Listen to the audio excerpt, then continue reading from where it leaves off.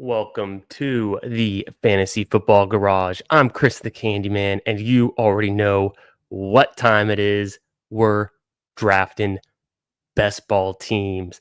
Tonight, it's going to be a 20-second best ball mania starting right after the intro. I'm going to go ahead and jump in the draft soon. If you're watching this live, got JSN in the thumbnail. Let me know. Are you drafting JSN? Are you fading the Seahawks? And if you're watching this later, make sure you hit the like. Make sure you're subscribed for more best ball content, fantasy football content all summer long. And throw a comment in the under the video. Let me know JSN in or out at his current ADP for best ball for 2025. I'm going to jump into this draft. Let me go ahead and go to my active drafts lobby, pick out the 20-second best ball mania. Okay, I'm going in now. Waiting on 5 to start. Let's kick it to the intro. But overall, it's like the guy can ball. Like actions speak louder than words.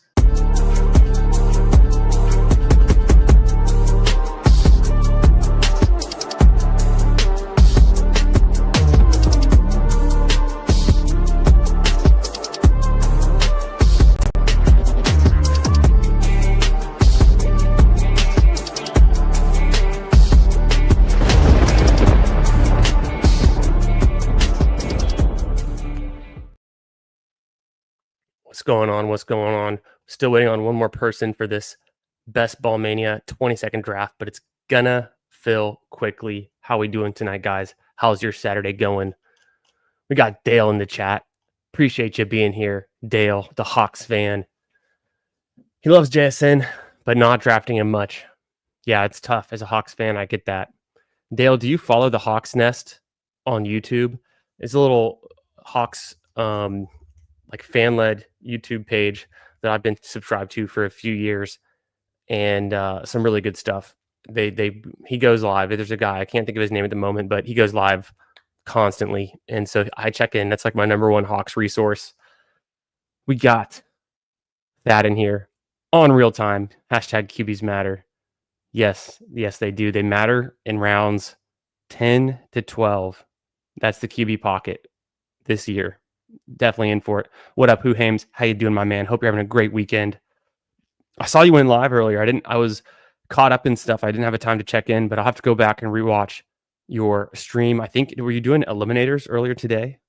I know you've been ripping the elims, my man. What up, Jamie? How we doing tonight? Hartman, my dog. How you doing? Meant to click fade. Okay, we'll count one more towards fade. And we're in. It's a 20. Oh, it's a 20-second BBM. Let me see if the board fills what I want it to fill. Does it look? Yeah, there we go. That's the right size. Pretty badged up room in here. We got Shooter McLovin in the 8 spot, right after me in the 7 spot. CLN in the 12. What up, my man? How you doing tonight? What's going on? We got Jason Calhoun, the world famous Huron River Rat, in the chat. JSN is that approved. See, I'm a big JSN fan. I just think he's hashtag good and hashtag that approved. The problem with JSN is I'm scared of the Seahawks offense and them being the worst team in their division. So we'll have to see. Chris's Unite, let's go. Yeah, I learned that CLN is also Chris on his stream the other day. What up, Matt? How we doing? Yes, a 20-second BBM. Thanks for checking in from the Twitter sphere. Hope you're having a great night, my man. Looks like you had a good start to your day. Going on a run. I think you were Lakeside or Riverside. Getting a run in, getting some exercise, drafting a best ball mania. That's the way to do it. Matt had tweeted out a picture of him earlier today. Stud. Dale, yeah, occasionally watch the Hawk content. Okay. Yeah, I think it's good stuff. I like to tune in around draft time and see what the true Hawks fans are thinking about their draft picks. And I needed to tune back in because I don't think I've tuned in for more than a minute or two since the NFL draft. Just been busy as it goes, but I need to check in on that. I like what I'm seeing. I adjusted my ranks earlier today. I made some moves. I'll kind of talk through them as it happens, but I like what I'm seeing here. Can we get lucky at the 7 spot? Okay, Gibbs goes. I would have drafted Gibbs there. And then let me just check my exposures. I don't think I have. I'm going to grab some Puka just because I don't have a lot of Puka right now. Is that better? It's about the same. I was going to go Genty. Oh, I need to filter. Let me go ahead and refresh. I need to filter my best ball overlay to just my best ball manias. There we go.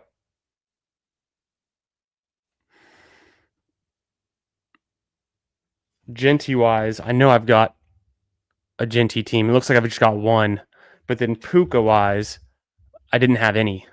So let's change it up. Let's go Puka tonight. McCaffrey going in the 11 spot, I think is pretty sharp. I moved up McCaffrey to my 12 spot. I think I have him ranked 12th overall.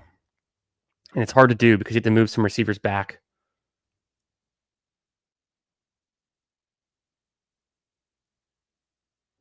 There you go. Just ripping a puppy. Yeah, why not, man? Why not? Doesn't hurt. Just a spontaneous Who stream. You love it. I'll have to check in later to see how your team turned out, my man. So I don't have any Puka teams yet. They play the Rams. Would have been nice to get Drake London potentially, obviously, for the Week 17, but let's just build a strong team. I'm gonna go Bowers. Why not? I got spontaneous last night. I ended up joining, I don't know, 5, 6 slow schnauzers.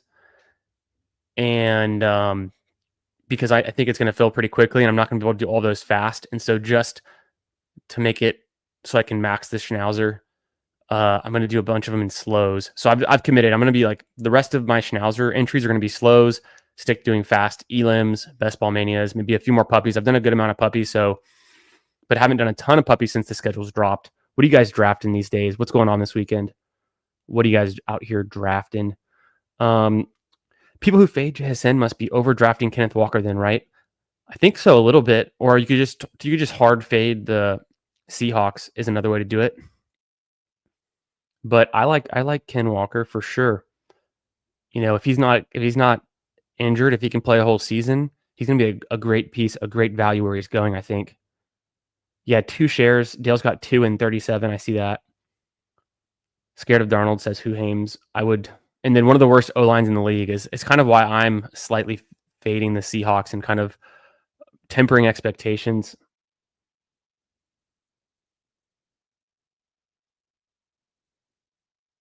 Mm-hmm. Yeah, I like what Chris has done in the 12 spot. Nico Brian Thomas is a hell of a start. Same thing with Amon-Ra, Drake London, Neighbors, Lad McConkey. Although I had to move Lad McConkey down my ranks a little bit. I hated to do it. But I think there's some running backs in round 2 who are a little better value. Okay, a Marion Hampton going, that's pretty crazy out of the 2 spot. Let's keep eyes on that. So we could take JSN here. Could take Josh Jacobs. I think Josh Jacobs at pick 25 or past 5 picks past his ADP is what I meant to say. I actually have Jacobs pretty aggressively ranked. So I'm going to go ahead and take Jacobs at pick 31. You don't see that every day. Omari and Hampton going at 26, and then Josh Allen 27 is how you get a Josh Jacobs at pick 31. Too hard to pass up. I mean, my go-to strategy right now is to not pass up value, take what I can get, draft the best players available, figure everything else out later. Also being pretty conscious of the buys. Let me just grab my, sorry about that. I'm going to grab my Google Sheet and bring it to my other monitor. And then I'll, boom. Oops. There we go.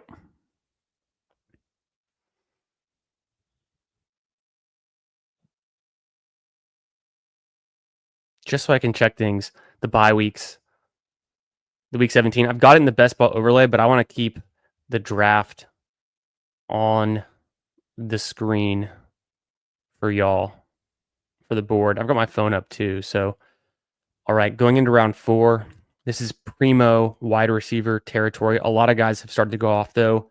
There's a few more names that I like here based on my ranks.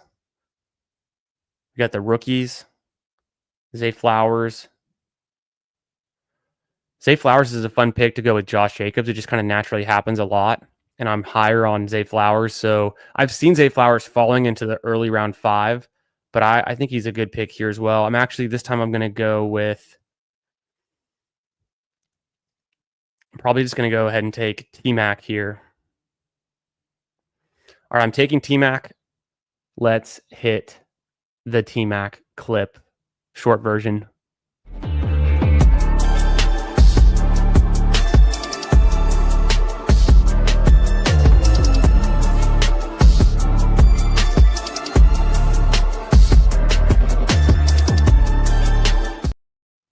Hell yeah. JMO goes, Travis Hunter. I like taking T-Mac too because you can get Bryce Young at such a value late. And let's just hope the whole Panthers offense is taking a step forward. I think even just bringing in more skill position players is so good for them. They've been trying to do it the last 2 seasons. They're not going to have to lean on Hubbard as much. They can lean on Bryce a little bit more to pass the ball more effectively. To T-Mac, I think they'll get things going. We'll see. Carolina has, let me just do one last thing with this. Carolina has the Seattle Seahawks, so maybe it's a Ken Walker team. Could be the next pick. Starting off this 22nd Best Ball Mania with Puka, Bowers, get a Faller and Josh Jacobs, and then taking T-Mac at pick 42, which I think is all fair in this range. A lot of good wide receivers go in round 4. You see James Cook, the only running back in the entire round, taken, and the 3 QBs. They're a little bit expensive. I'm enjoying the late QB builds, the mid QB builds, and actually the late tight end builds a lot right now. I did grab Bowers in this one. I think I've got Bowers ranked right around 16. So anywhere from 16 to 18, I'll grab them. But I don't want to be hard fading guys like AJ Brown or Drake London either. Yeah, the guy in the 2 spot goes Burrow with 3 running backs, and then Burrow and then George Pickens. So quite the build he's cooking up.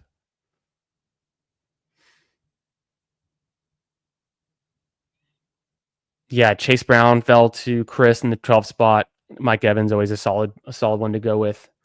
Dale's going to max the puppy and a handful of elims. That's fun.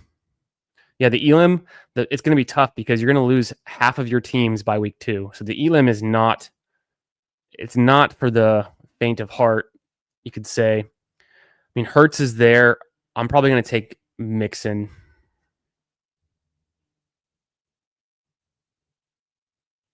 Could easily take Harvey there and change it up. I'll just go Mixon. I've got a lot of these running backs ranked highly. So these next 2 picks for me could also just be running back. And then I'm done for a while.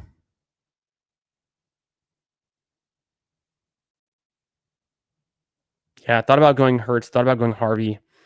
Because I took Bowers, I'm even less inclined to go Hurts there at pick 55, even though I think it's probably a really good pick. In another build, I could have taken Devonta Smith at 42, grabbed Hurts at 55, and then I would have had to skip on Bowers. I could have taken someone like Achane or JT or even Bucky. And then instead of Josh Jacobs, it would have been more of a JSN or Devontae Adams. So that's kind of just looking back. You never know how the board's going to fall to you. I let Shooter McGlovin get a nice faller on Jalen Hurts, and he's going with kind of a 0 RB build.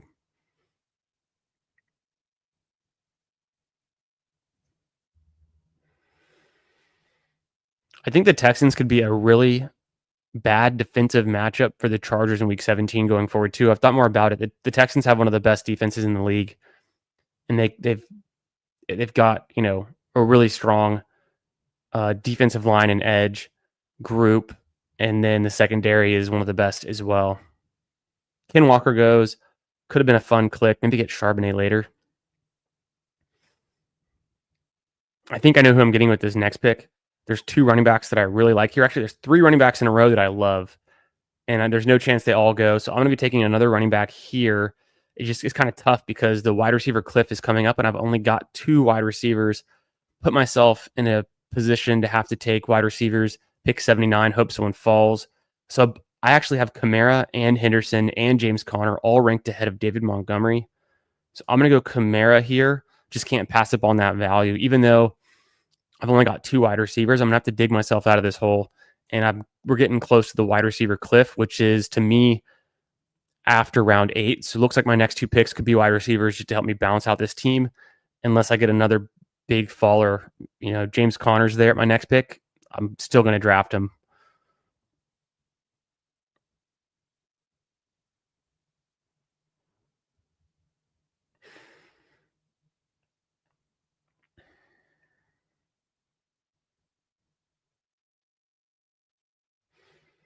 Yeah, that's nice.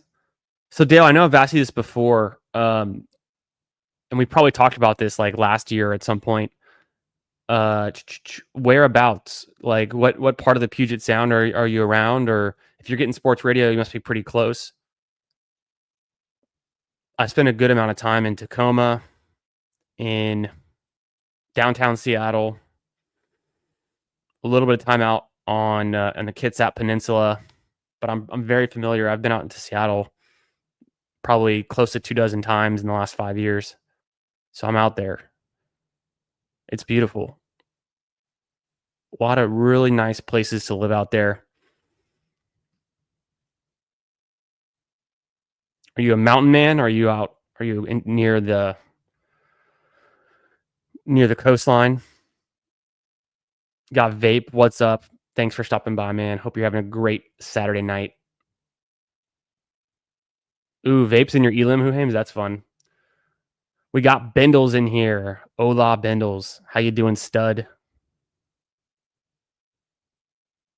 Okay, I almost kind of wished it into existence. Connor goes at 73. So my highest ranked player is Quinshawn, but I'm not going to take him here on a 3-2-1 build. I'm going to go ahead and grab Jacoby Myers. And then I'm setting myself up for I'm gonna need some Giants pieces. There's a few that I'm thinking of that go cheap. There's one that kind of goes in the middle, if you can imagine. But I've got so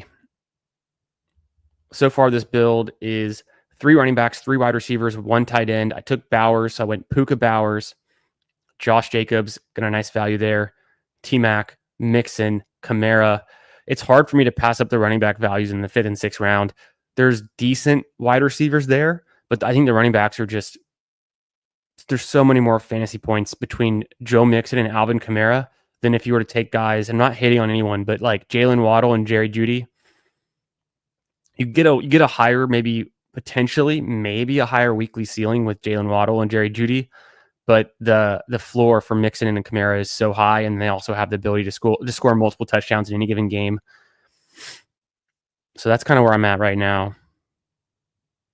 Mooney goes to CLN, a very sharp pick. That would have been my favorite next pick, would have been Mooney, no doubt. And I'm not really in a spot where I would consider going QB early here, and I don't have any stacks for it either. I've got later QB options, 1, 2, 3, 4, even 5, 6. I've got every player I've taken as a late QB option.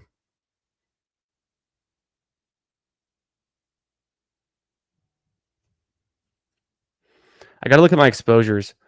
And my exposures were a couple days out of date, but I want to go Egbuka. I could take Burden as well. I think I might just do Egbuka here, like I've been doing.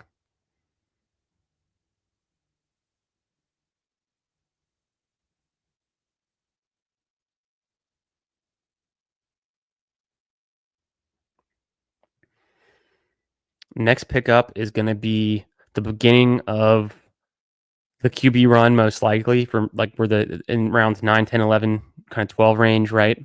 QB pocket, hashtag QBs matter. And Baker's gone, drafted in the 6th spot.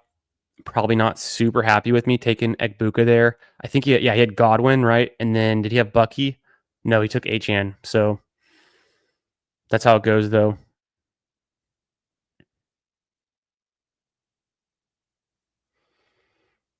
How you doing, Bindles?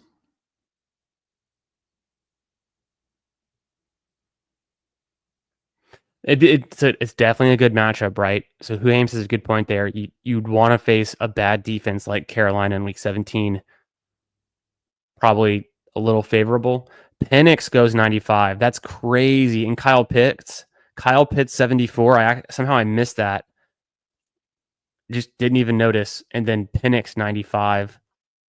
Interesting. Is that some star method gone wrong? Like what's going on? He could have been star methoding with after Bijan and he got busy, and then he hits on Pitts and Penix way too early.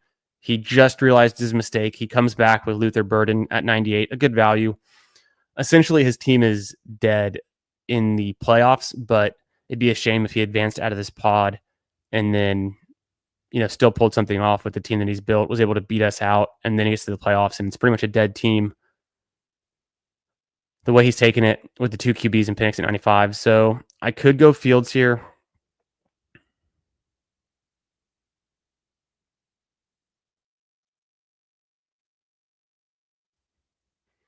Let's roll the clip, short version.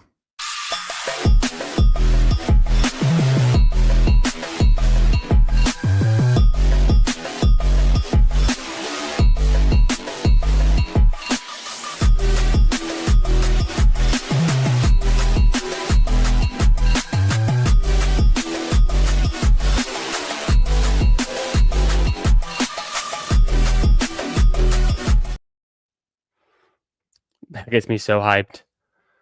Man, the guy can lay the wood. Let's see what's going on. Yeah, it was a good Chase Brown pick for sure. I'm in on Chase Brown. He's a volume play, but he's on one of the best offenses, and he has little competition behind him. He's earned the role, so I'm in. Don't have to convince me on Chase Brown. I'm in. I've been a Chase Brown truther. Luckily, I've got him in like every dynasty league I'm in. Not literally every dynasty league, but in most of my dynasty leagues, I've got Chase Brown because I was just interested in his size, speed profile, and his college production coming out of Illinois, and what he was doing.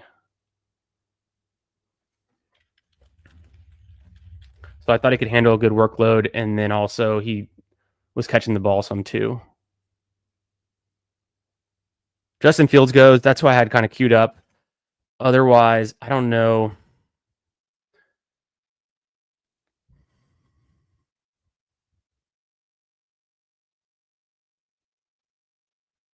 4-4-1 build.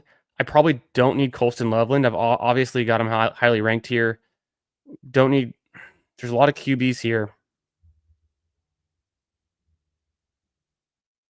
Take a flyer on a guy like Pittman, who could just be the best receiver on his team, and get some value in where I didn't need to go for the QBs just yet. The way that I built my team, I've got a lot of late QB options. Shuck, Geno. I could even do Stroud, backstack it a little bit more. Young, Love, even Stafford. I'm gonna want Geno, and I doubt. Let's see the Genty drafter in the 9 spot. Actually, already has Jaden Daniels and Brock Purdy. He's almost certainly not going to be taking Geno, so I feel safe to get Geno around pick 151. Seems appropriate. I could probably push it to 162 if I feel like it, considering that goes back around the turn where that Genty drafter is. But I might just take him at 151. We'll see what it's looking like there. Probably gonna, and then I've also got a chance I could take Anthony Richardson or Daniel Jones on this team now that I have Pittman. But I'm probably going to be taking a QB with my next pick. Trying to figure out who'd make the most sense there. Could be Herbert or May. Probably Love makes a lot of sense too. Or I just kind of skip this range of QBs and really push for like a super late QB build.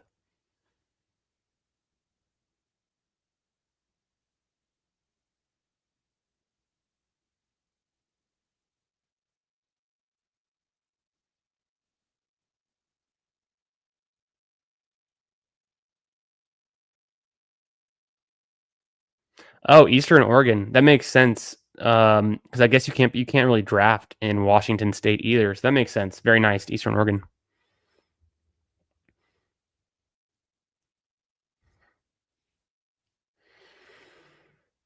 I think I'm gonna go Love.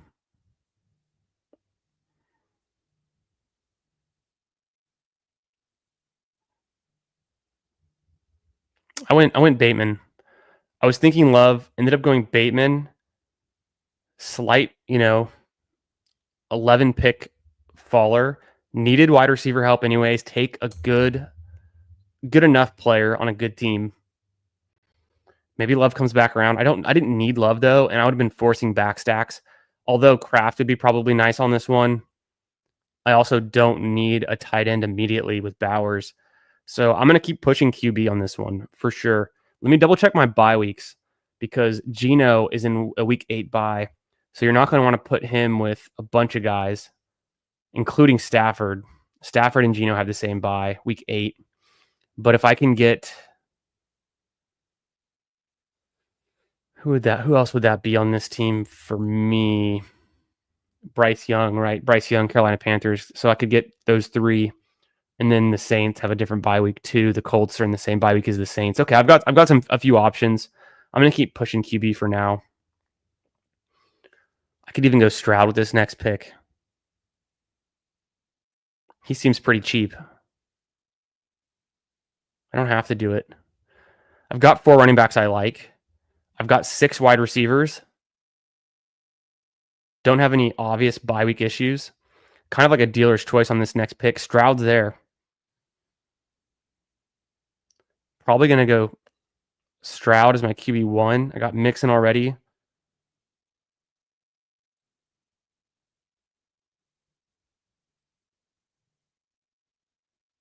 I think it's an obvious pick. Stroud's going super late this year after he was steamed up last year. I think I put him in the same tier as guys like Love, Trevor Lawrence. Pick 138 feels good.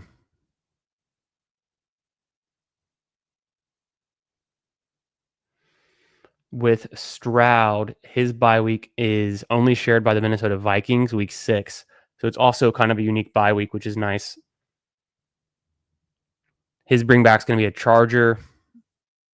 There's not too many Chargers left. I've got one in mind.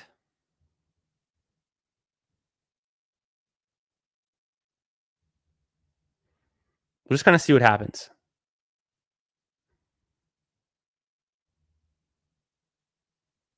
I feel good about potentially pushing Geno the way the QBs have fallen on this board to everyone.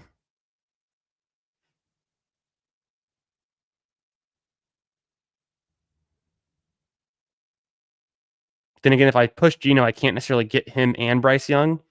Maybe it's one or the other.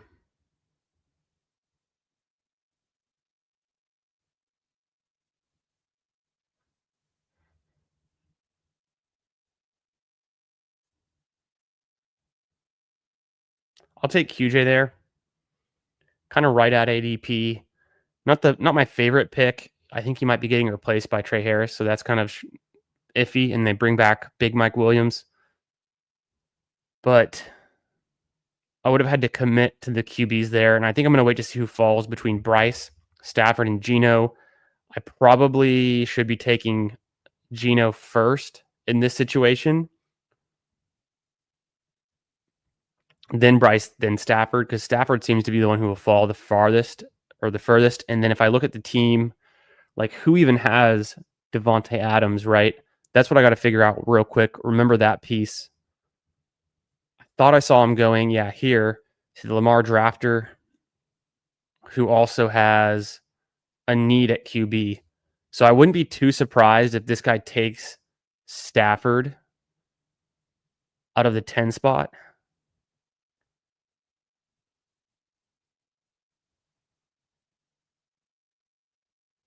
Mason Taylor goes a little bit early, but I think that's the guy who has Fields anyways. He's just trying to lock it up. Cam Ward, actually, he takes Cam Ward instead. So, I mean, I think I'm going to go Geno Smith here. I could push him and assume that no one's going to take Geno unstacked. It just seems risky since I already have the double stack locked up. And I feel strongly about Geno Smith. Bryce Young, of course, I want him to succeed too, but someone's going to snatch up Bryce Young and then backstack him. If I take Geno, I'm just going to lock in Geno Smith. I've already got it set up so nicely with Jacoby Myers and Brock Bowers. I'm sick of taking Brock Bowers teams and then not getting Geno Smith. And there's the chance that Stafford will be there, even if Bryce Young's not. Because Bryce Young will get drafted. And actually, they both go. So Young and Stafford both go. I'm glad I got Stroud then. Still got besides Mixon, I want to grab one more piece of the Texans, whether it's probably Dalton Schultz. It's kind of a nice piece to go with Bowers. So that works out.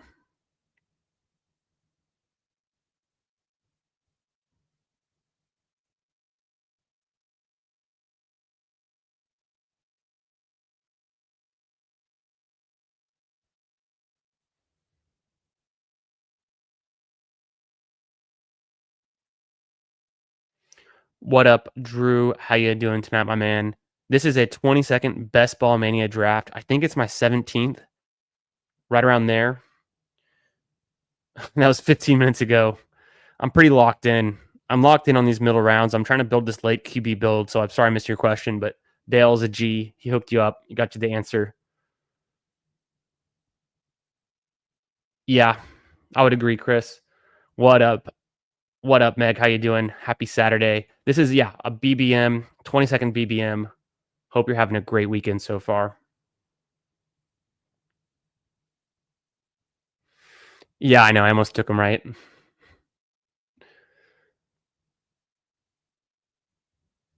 I've got a 2-4-7-1. I think I know who my last tight end is going to be. I could take a running back, or I could take receiver.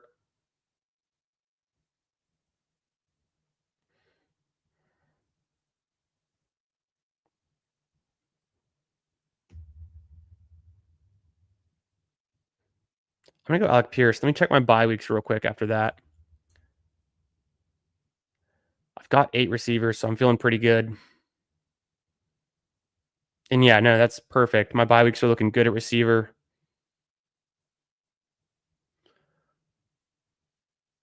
We have the Colts, of course, playing Jacksonville. I've now got 2 Colts receivers on this squad, which doesn't feel great. Feels a little bit overexposed to a low passing volume offense. But Pierce, we've already seen his spike weeks. And then Pittman could be healthy this year with the back injury, doing better. And then if you know, I might be cooking something up. I still have some QB outs the way I've drafted my team. Do a quick team review for y'all. CJ Stroud and Geno Smith at QB, Josh Jacobs and Joe Mixon, then Kamara and Scatabo. Got Puka Nacua, Tedoroya McMillan, Jacoby Myers, Egbuka, Pittman Jr., Bateman, Johnston, Pierce, Brock Bowers.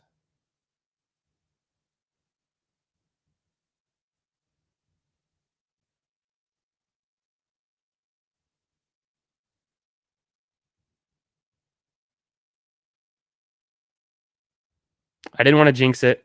I liked J.K. Dobbins, of course, but I'm going to grab Anthony Richardson past ADP and then just hope that he can hold the job down.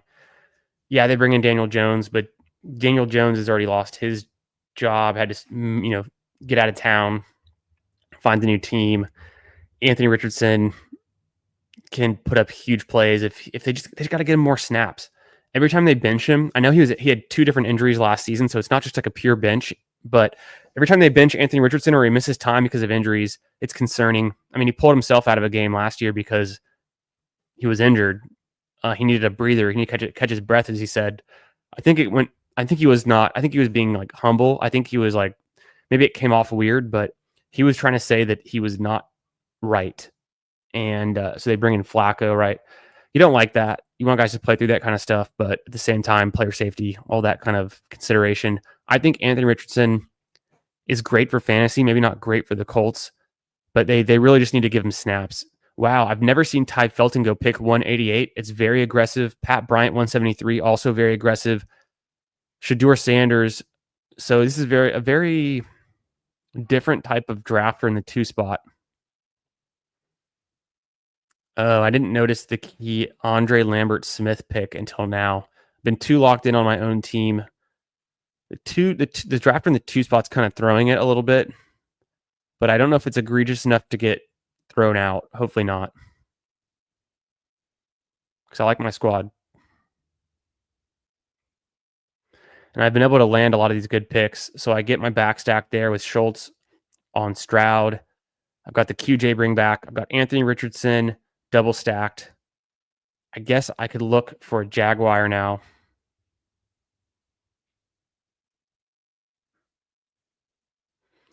But it would really just be Dyami Brown or Parker Washington.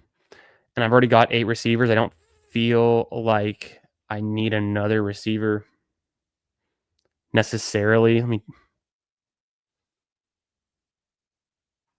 3-4-8-2 build. I want to get my 5th running back.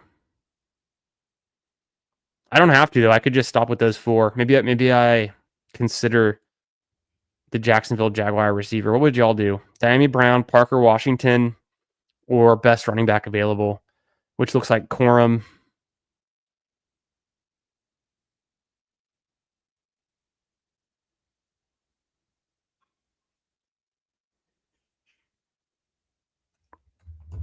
Corum's probably the best running back available. Ollie Gordon. Jerome Ford.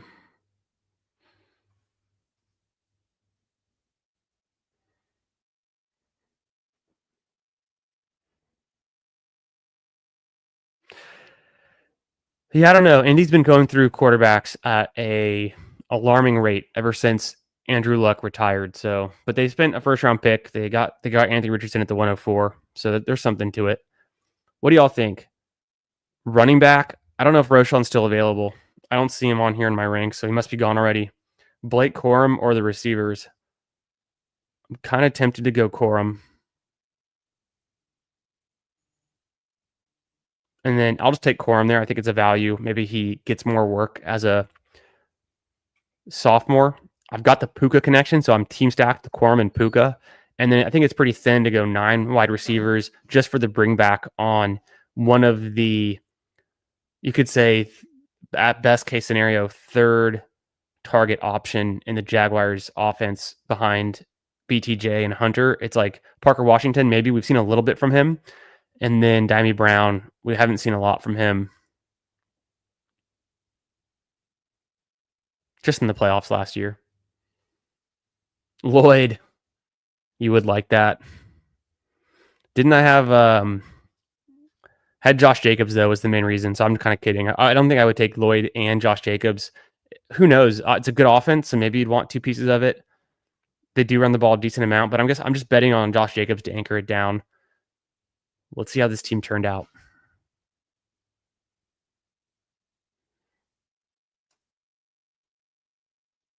Oh, yeah. But no, I think, Chris, it's pretty smart if you can get...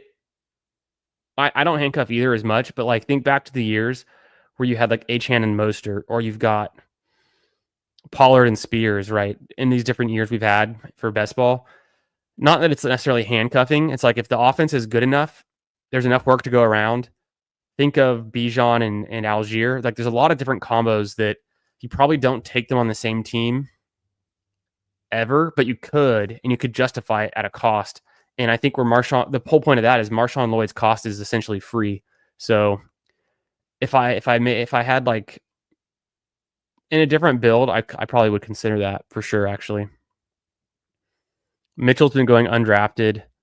I didn't need Marks. I already had Mixon, so kind of a similar bet. Skipping out on Marshawn Lloyd, who also goes undrafted, but then Woody Marks, the kind of the pass catching guy for Houston. I'm just going to bet on Mixon holding down more of a role and just getting the touchdowns, which kind of seems likely to me anyways. Roman Wilson going these drafts? Let me check for you. I don't think he gets drafted very often. Not a lot of faith. I mean, he had the injuries last season, didn't catch a ball, right? So it's tough. Calvin Austin, I'm pretty sure, goes ahead of him. At least he should. I've got him ranked higher. He goes about a whole round ahead. But it's still the last round, just ADP wise.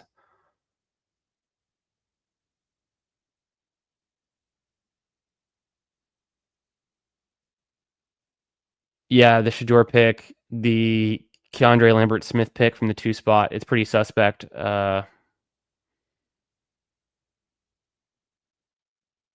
there's some positive signals for Anthony Richardson. I think the whole case is you look at a guy like Tyler Shuck. Tyler Shuck has played more snaps in college than Anthony Richardson's played in college and the NFL combined. So there's just guys who don't have a lot of experience that they need more reps to progress. And I think Anthony Richardson is in that vein. He just has such a good fantasy profile from his rushing upside, like we all know. What up, Chris B? How we doing tonight, my man? Hope you're having a great Saturday. What are you up to this weekend? What's going on? Let's review this team, guys, and then we'll get into another Best Ball Mania draft. We're going to rip a few tonight. A few Best Ball Manias. That was the first one. I go with a 3-5-8-2 build. Started off with Puka and Bauer, so I got the elite tight end. Capped it off with just 2. Super late QB strategy. I did have Mixon, so it's not that crazy, but I was able to back stack CJ Stroud. We've got, interestingly enough, I haven't fully realized the week 15 and 16 matchups yet, because in my head it's more of a happy accident, as Bob Ross would say, than I'm trying to force that correlation, but it works out when it does. I end up going with the Texans, who play at home against the Raiders in week 16. So that's kind of nice there. Kind of nice how that one worked out. A lot of dome games. You can see with the best ball overlay. Hardman, I think this was number 17. We can check. We can check real quick before we get into the next one, but I think it was 17. Feels about right. I think I did 13 or 14 pre-schedule, and then I've just been doing a few since then. I mean, it's only been a couple of days, right? So I haven't gone too hard, but we're going to go hard tonight. We're in focus mode. The hats turn forward. That should be one signal that we're in focus mode. Or maybe it's the opposite. Maybe I should turn it around like Ash Ketchum. I don't know why Anthony Richardson's photo is not showing up. Whatever, though. Get AR. And, with the 2 pocket passing QBs, Geno has kind of a nice rushing floor, too. I think Geno's averaging like 25, 30 rushing yards a game. So it's actually really sweet. Richardson could give me a nice piece on top. Very cheap. I could have stopped at these 2, honestly, but it made a lot of sense. I already had the double stack working. Just don't have the bring back. I've got QJ for the bring back with Stroud. I don't even have Nico or Higgins or Kirk or Noel. It's just Mixon and Schultz. So it's already not the biggest Stroud bet for the playoff weeks. It's more of a season-long bet, kind of the way I built it, that he's just a good value. Geno and Anthony Richardson, I'm hoping, are my playoff hammers, just because I have Geno double stacked, Cam Scatterbo late bring back week 17, then he's playing Houston in week 16. I've got Anthony Richardson, no bringbacks for him, but he's double stacked. So if he just has a big game and maybe throws a 40, 50-yard touchdown pass to Alec Pierce at the right time to help me advance out of week 15 or 16, who knows? Running backs, Josh Jacobs, workhorse. Mixon, workhorse. Kamara, literally always been the guy for fantasy. I don't think things are changing there. Saints offense, of course. Who knows what's going to happen? Scatterbo for the bring back, and I think he's good. We rolled the clip. We got Blake Corum in my last pick. I think it's a good value. And then I already had Puka with my first pick. So first pick, last pick, same team. Doesn't hurt.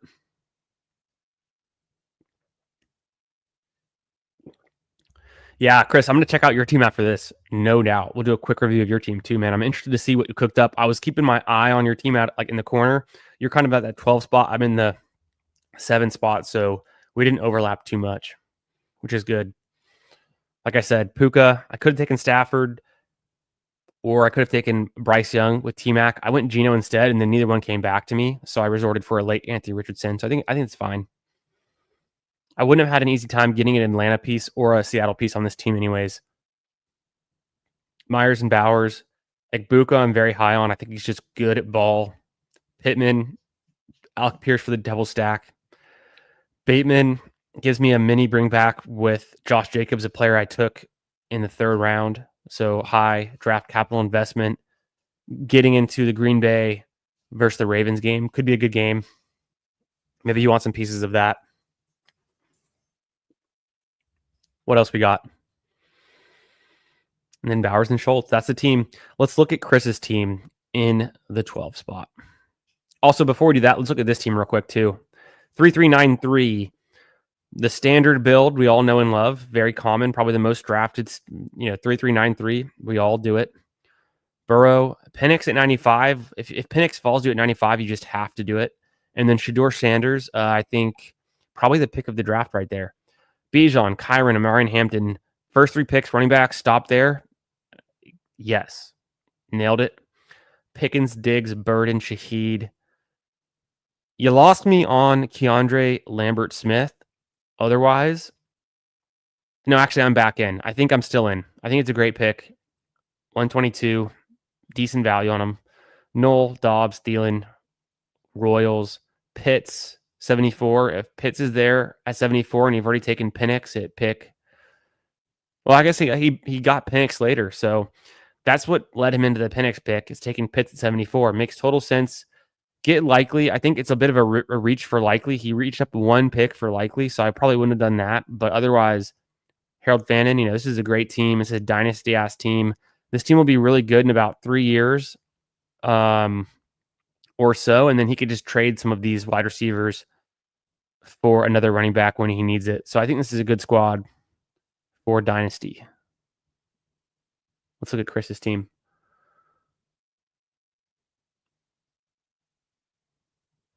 Yeah, Bucky Irving. Yeah, Higgins. Yeah, definitely the Houston pieces. There's a lot of good Houston receivers. There's about 4 that we're drafting, 2 running backs and the tight ends. So there's a lot of pieces being drafted for the Houston Texans team. I took Stroud in kind of an unconventional way with a running back and tight end, but I'm more just betting on Stroud being a value. And then even if the receivers are good and they're hitting, I don't have them in my lineup, but I'm kind of getting the residual effect of Stroud being, paying off, and maybe should be going a round or 2 higher priced, like where Herbert usually goes or something. Chris, aka CLN 2013, 3573. So it's a nice build, standard, strong. Love Lawrence Shook. So he does grab Shook. I think it's Olave, if I'm not mistaken. I think I saw him take Olave. He gets a very nice pick, 36, Chase Brown. We were discussing that earlier. He's big on Chuba. Can't blame you after last season.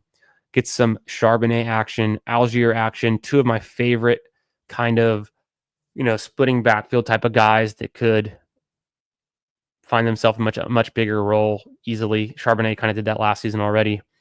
Giddens was really fun pre-draft and doesn't hurt. The Colts had problems replacing JT's production, and who wouldn't? But they didn't have a solid backup behind JT. Nico Collins, one of my favorite picks. Brian Thomas, a great way to start. Stacked up with T-Law. I got Evans, Olave, like I thought, stacked up. Jaden Reed, of course. Grabbed the late Parker Washington. I think that's a fun pick. Mooney's one of my favorite clicks on the entire board. So this receiver room, the 7, I think this is very good. You got 6 super early. Really, you got 4 in a good range. You finished your 6 very early, right before the cliff. I think Mooney's one of the last receivers. Of course, there's Burden and Ibuka who go right after him, but I think Mooney's a little bit better of a bet. Just what we've seen, and good for best ball, of course. But and with Penix, going to be good this year for sure. And Parker Washington late, I think that makes sense. You get Strange, so you got an onslaught for the Jags. You got 3 pass catchers. That's fun to do. Mark Andrews, nice little value. Otten's a good pick. 2, Mike Evans. So you're looking for those touchdowns from Tampa Bay. It's a fun squad, no doubt. Nice. Yeah, that's a good one. And then the late Shuck too, because I mean, Bo Nix was going in the last round last year. Of course, Bo Nix has more rushing upside, we assume, than Shuck does, just kind of what we think, but doesn't hurt. Sprinkling some Shuck, he had the correlation. You got the bring back. So Giddens makes sense for your bring back. I see it now. Love, of course, with Andrews. And then I don't know if you have a Tennessee piece, but it's not like you needed it. So I think this all fits together very nicely. Good stuff. Let's hop into another 20-second best ball mania. Who's down? I'm going to jump in now. And it looks like if I just look at my completed ones, I've done 17. I've got one slow BBM that I accidentally entered that's going. So technically I'm 18 BBMs in. This will be 19. Waiting on 7 more.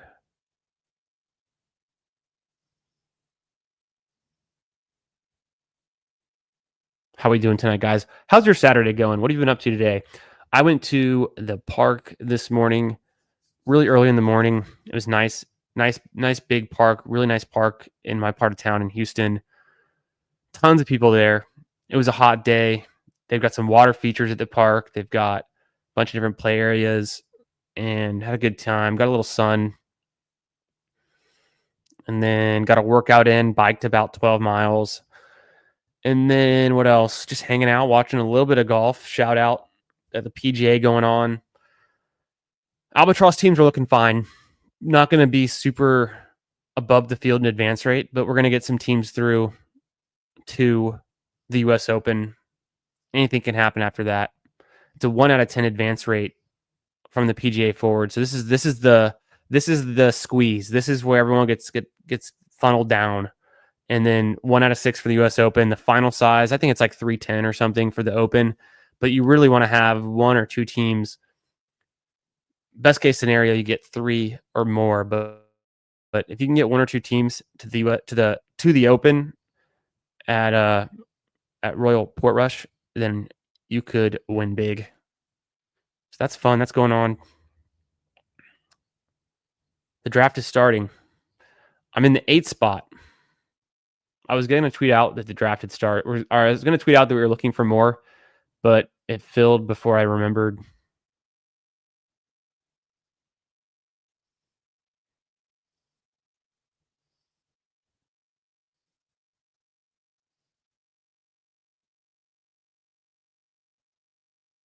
What else is going on?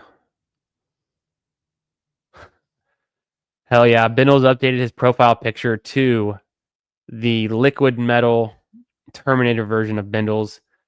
Shout out to Bindles. We've got our first episode of BALLSY on Monday night, 8:30 p.m. Central. I know you're going to be there. Tune in. We're going to cover it's a Dynasty and a best ball show. Bindles is a Dynasty expert. He's also a best ball bro. I'm just here to have a good time. We are going to review his and my rookie Dynasty draft picks, talk about yours, answer your questions, draft the best ball mania or 2, at least 1. We'll see. Could be a busy Monday night, but it's going to be fun.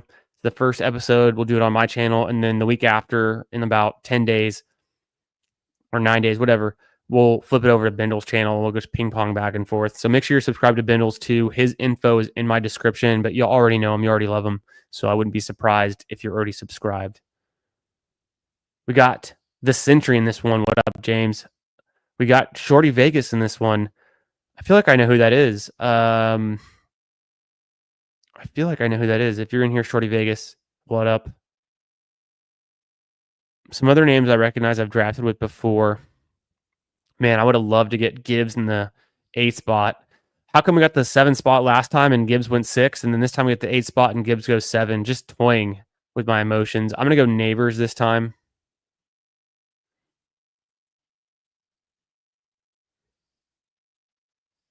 You can see my ranks. Neighbors, Collins, Amon-Ra, McCaffrey, and then Puka, and then BTJ. So I took Puka last time just to get a share of him because I hadn't drafted him yet, but I've got quite a few other players ahead of him. And I don't know. Maybe I'm worried about his injuries. Maybe I'm worried about Devontae Adams being there. Maybe I'm worried about the Rams not being as good as some of these other teams. But I think they're still good. But they're not as good as the Lions. Amon-Ra. Nico Collins is just him in the prime of his career. Malik Neighbors, I think, is also just him. Could be the wide receiver one. We'll see. Puka was playing with an injured Cooper Kupp last season. He missed some games himself. But then with Devontae Adams there, it's just a whole nother part of the equation to consider. So I feel like I recognize Vogel 2010 also. Okay, I'm not going to go Bowers here. I get that it's the week 17 correlation. I think I want to get different.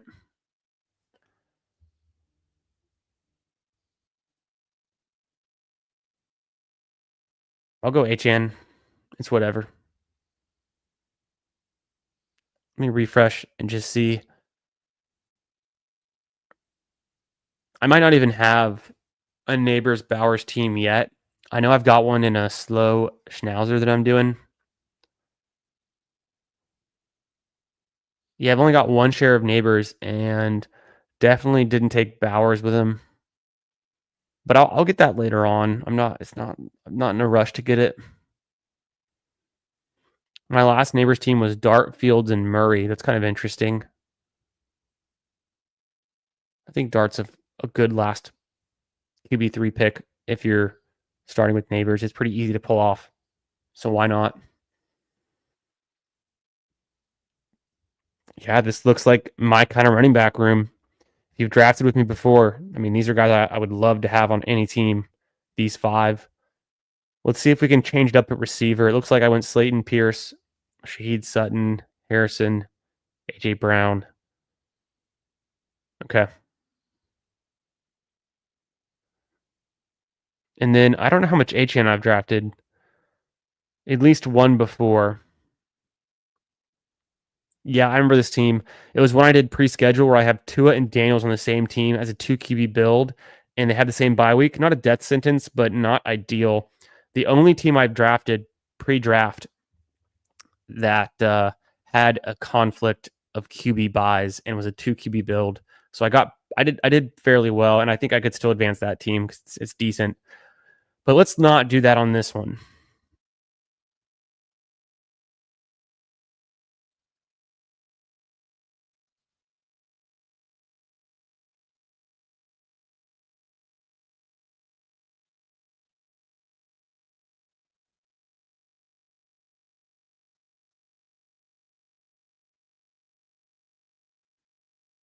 Yeah. Yeah. The best ball overlay is cooking right now.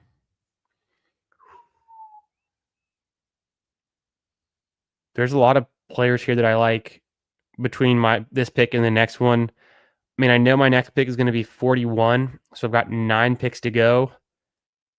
I'm going to do it. I told you guys, I tweeted it out today. If you follow me on Twitter at FFB Garage, check me out. I try to not just post only stupid memes, and I try not to post too much, and I'm dialing it back a little bit. It's mostly just when I'm going live. And then I try to post good research, fun, interactive type of stuff, stats, retweeting other great content creators. And anytime I see anything good from any kind of like data driven fantasy, best ball related stuff, typically, and then we play, who am I? Am I explosive? That whole thing that we do on the channel where we look at players like Jameson Williams, is he explosive? Yes. It's, 20 explosive plays, 15 games played, number 11 among all receivers in the per play efficiency for explosive plays. So things like that, that's what you'll find on my Twitter. The Jets and the Bills.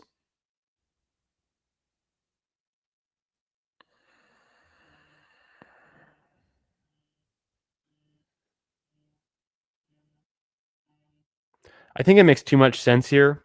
No one had taken a QB yet. I actually have Lamar ranked ahead of Josh Allen, but I'm not fading Josh Allen. I want to take them both. So I got the Bills, got the Eagles. I've got the Jets and the Patriots. I think I said Jets and the Bills, but I was referring to that was last year's matchup, I think. That wasn't that what it was? No, it was actually Jets Cleveland. But I'm going to get Josh Allen here and then build out this team around Josh Allen. I've got the divisional correlation. I mean, we're still saying that, but we probably shouldn't be. HN, Brees Hall. But I'll take the first QB off the board at pick 41. It seems like a fine way to do it. If I'm going to take any Josh Allen in Best Ball Mania, take him in the 4th round. Get the first QB off the board. Who knows? Maybe that's the spot to do it. So with him, I'm going to want an Eagle. That's going to be hard to pull off at this rate for the bring back. Already thought about, getting some Raiders, some Bucks, some Patriots. The bye week for Josh Allen is, where is it? Week 7. It's a pretty unique one. It's just him and Lamar. So the Ravens and the Bills have week 7 bye. Chuba Hubbard goes pick 51. Interesting. Harvey at 49. I think that's pretty sharp. And you get Sutton too. The KC matchup. So that's a very, and then the Jamar Chase, Marvin Harrison. That Daddy Janky is building out pretty heavily week 17 correlated first 5 picks. Maybe forcing it a little bit, but I can't complain with any of those picks. Those are all good picks in my mind. You just need Marvin Harrison to take a big step forward and hit, and then you're good. Otherwise, the other picks look solid. But you're on the turn. You're on the one in the 101 and the 212, 3-1. So sometimes you gotta reach a little bit. I don't know if I'll go Kittle here. I've got him ranked my next best available player. It's tough. I want to leave it open for Kincaid and some late tight ends. I just built the elite tight end around Bowers. I think I'm going to push on Kittle. I've got Kamara ranked here. I definitely need a wide receiver. Just took Kamara in the last one. Maybe I go Ridley or Pickens. I'm going to go Pickens here. I haven't taken Pickens in a while, and that feels like a good spot for him. It's been a while since I've been able to get Pickens, and I was super high on Pickens. I was drafting Pickens constantly, and then he got traded. His ADP shot up. It's been harder for me to get him. So I like getting him on this one. Just a good pick. Didn't think Kittle would come back around, but if Kittle was there in round 6, snatch him up. Like, good value for James on this one. What up, Aaron? How you doing, brother? Yes, man. We're having a great week. Great weekend. Hope you're doing really good. I've had a nice day. I got some sun. I'm feeling a little bit sunburned. I even put sunscreen on, but I was at the park this morning, hanging out with the fam, playing around, hitting the slides, doing the water features, all that good stuff. Got some fresh air, got some sun. Feeling it. But it's great. Feel great. James Conner. Oof, yes.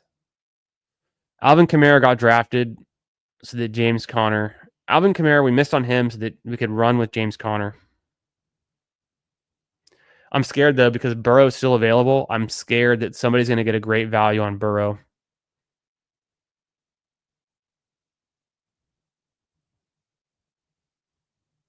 There's Digis and Daddy Janky. Daddy Janky's a pretty sweet name. Shout out to you.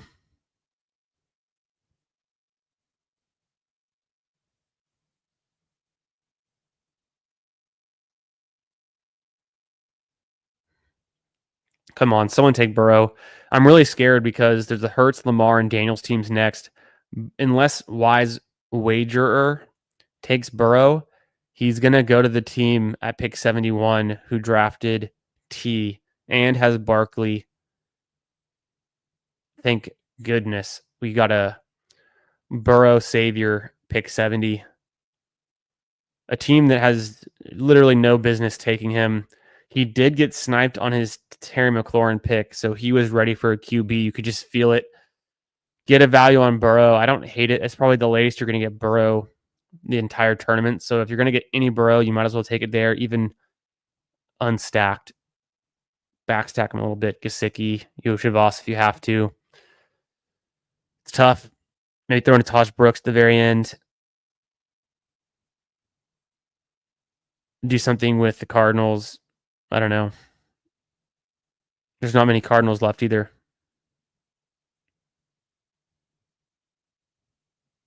Oh, he's got Trey McBride. Okay, this makes more sense now. He's got Trey McBride even there too. CeeDee Lamb. Probably get Dak later. He goes Jacoby. So I've got Josh Allen, 3 running backs, Achane, Hall, Connor, 2 wide receivers, Neighbors, and Pickens. I got to play catch up at receiver again. What else is new? Jaden Reed could be there. Diggs could be there.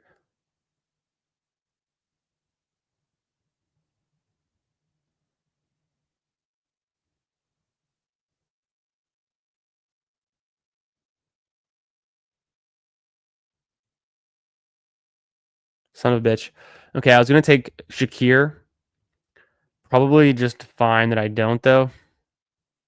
I think, yeah, I'm going to go Diggs here for the Patriots bring back. That just makes a lot of sense. It's a good value. Diggs at 80. You don't see him going there every draft, but it's near his ADP enough. I get the bring back for my Brees pick. Just the divisional correlation, I'm taking a lot of the AFC East, I guess. So if I'm not going to get Shakir, I'll get Diggs. And then I'm curious. I don't even actually know. Josh Allen plays the Browns.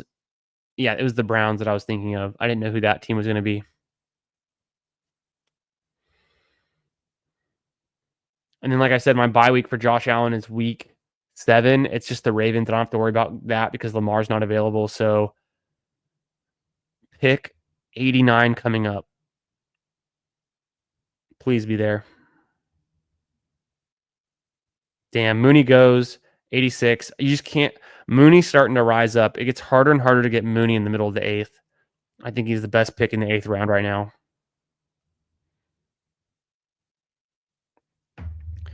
I don't want Hawkinson. Okay, he goes. Perfect. I didn't think I would want Hawkinson there. Is there going to be Burden or Higgins? Burden, Higgins, or Harris? I'll just go Burden. I think he's just good.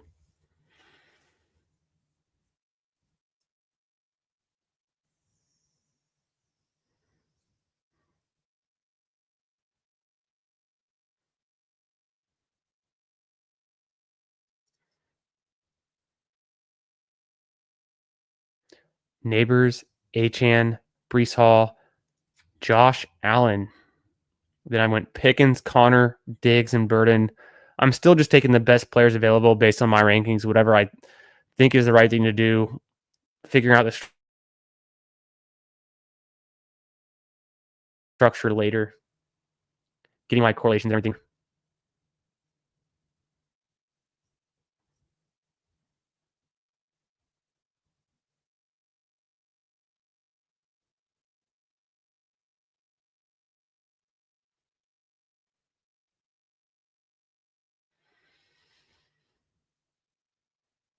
Let's see. Bye week wise, just keeping tabs. Neighbors and Diggs, both a week 14 bye. Otherwise, looking pretty clean.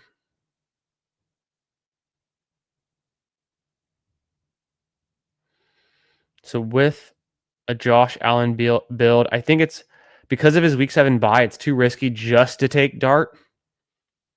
Could go 2 on this one.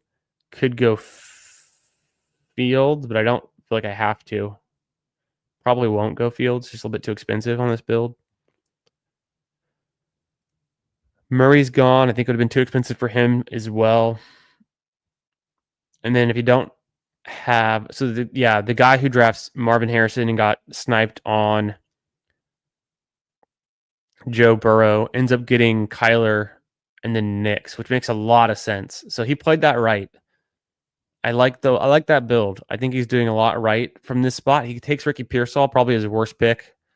Take any running back over Ricky Pearsall. Look how much better his team looks. If he had Caleb Johnson there, even DeAndre Swift there, his team looks so much better. What is Pearsall? Pearsall doesn't even do anything for that team. I'll stop.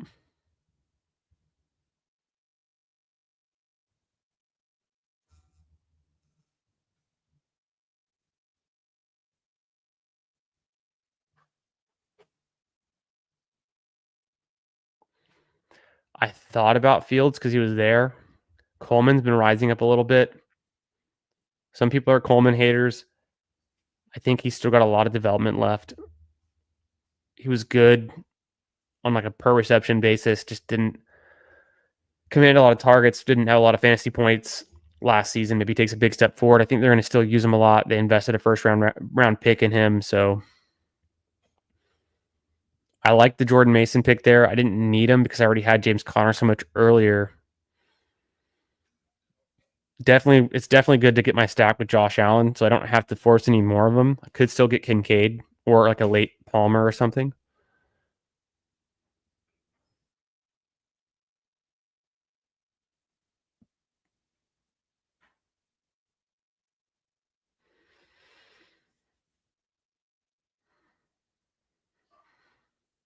It's gonna be tough. I don't know any more Eagles left except for a super late Shipley.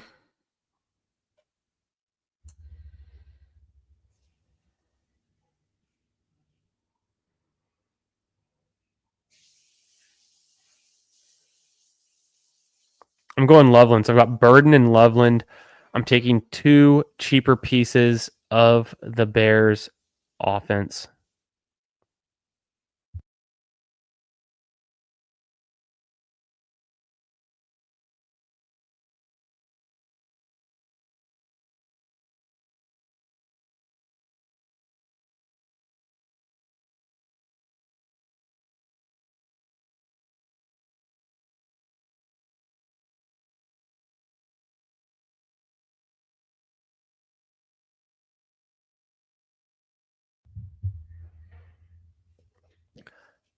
Huge. Love Colston Loveland. What's my Colston Loveland exposure, actually? I want to check that.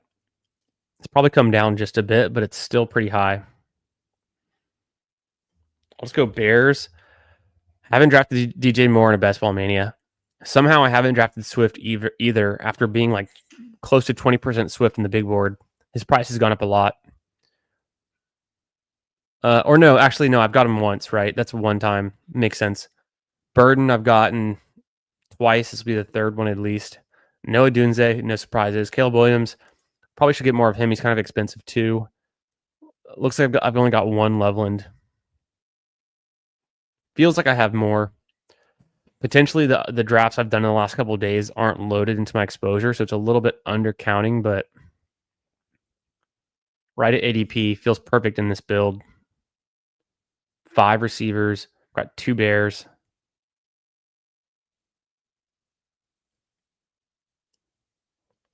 Three nice running backs. Josh Allen. I was able to get Coleman. For a while there, Coleman was going kind of at the end of the 10th, beginning of the 11th, but he's been rising.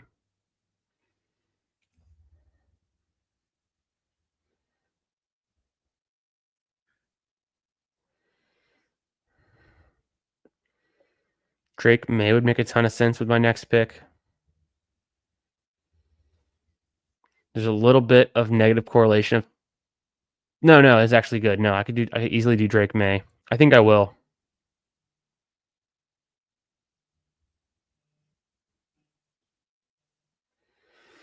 I don't think it's too expensive. I'm getting him in round 11 and a little bit past ADP, but I already have Diggs and then the Breece Hall bring back. So it's all there for me set up already. Very nice. Gives me one more out for tight end. I did see Kyle Williams go, but I think Kyle Williams is a little bit expensive there. I'd rather have Diggs up here.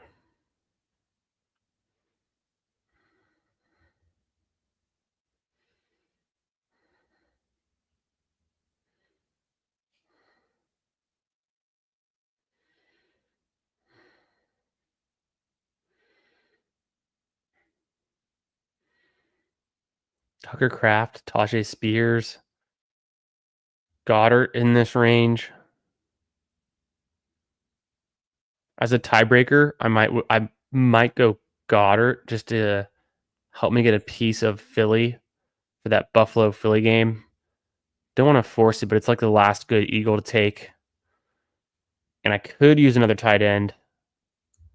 I don't have to go running back here. Spears is there. Not a bad pick either.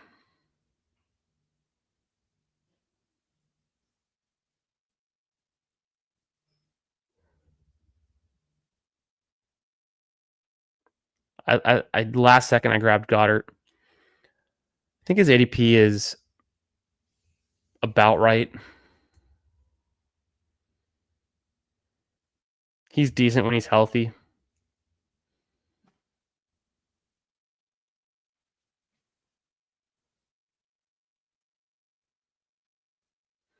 Not a lot of touchdown upside with him though, which is kind of what you want out of tight ends is like touchdown upside. He hasn't ever really shown that in his career. Almost certainly going to be a 3 tight end build. Kincaid had already gone at pick 123. Sometimes you see Kincaid fall into the back of the 11, early 12. So if I'm not going to get Kincaid, I might as well get Goddard. Not really any other interesting Eagles except for really late Will Shipley, who didn't do a whole lot last year anyways. So I'm not really super eager to take him.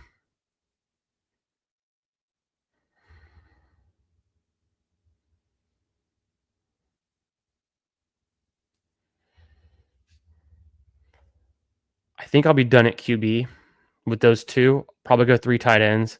I'm looking for any wide receivers or running backs here on out.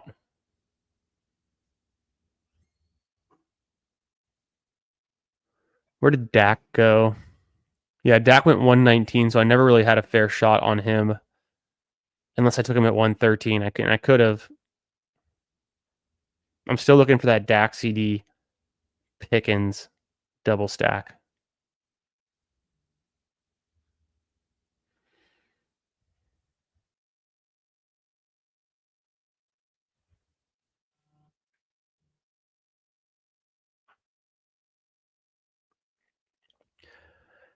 Ray Davis could have been nice. Garindo or Algier would have been good picks. I've got Eckler as kind of a tier break for running backs, so I went ahead and took him. Could have taken Josh Palmer. Don't have a ton of faith in Josh Palmer, so I didn't want to take him just for the stack. If he's there on the way around on the next pick, I'll consider it.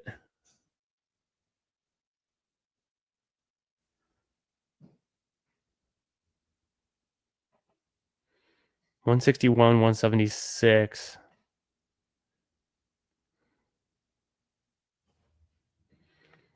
There's usually a good value for these late tight ends. I'm not going to force the Hunter Henry pick either with my next one, but he's someone I could take.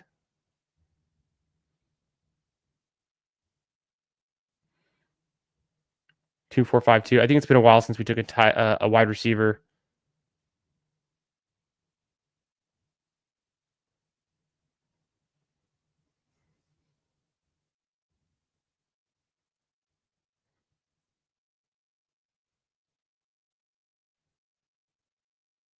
I'll take Thielen. Don't mind that pick.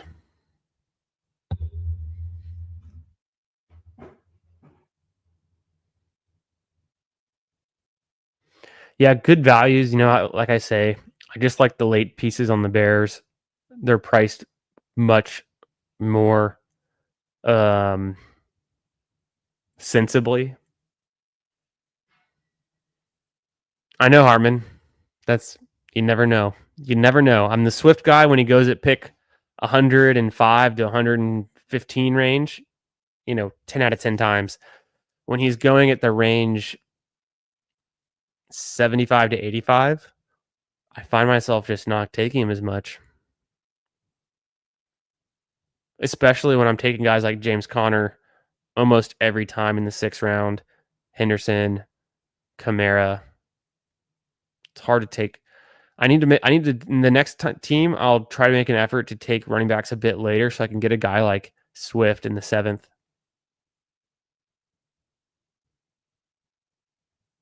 I'm not out. It's just price sensitivity, opportunity cost. But if they don't bring in another running back, he's going to have a great workload again and a potentially better offense. There we go. What up, Mike? Very nice. Yeah, Nashville. I actually haven't visited Nashville yet. Need to get out there. Love Tacoma. Love the seafood. Love the salmon. Rainier. Got it all going. Being outdoors there. It's good. It's nice.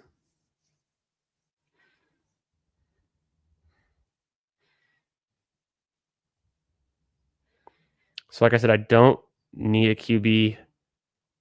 Hunter Henry went, unfortunately. I could take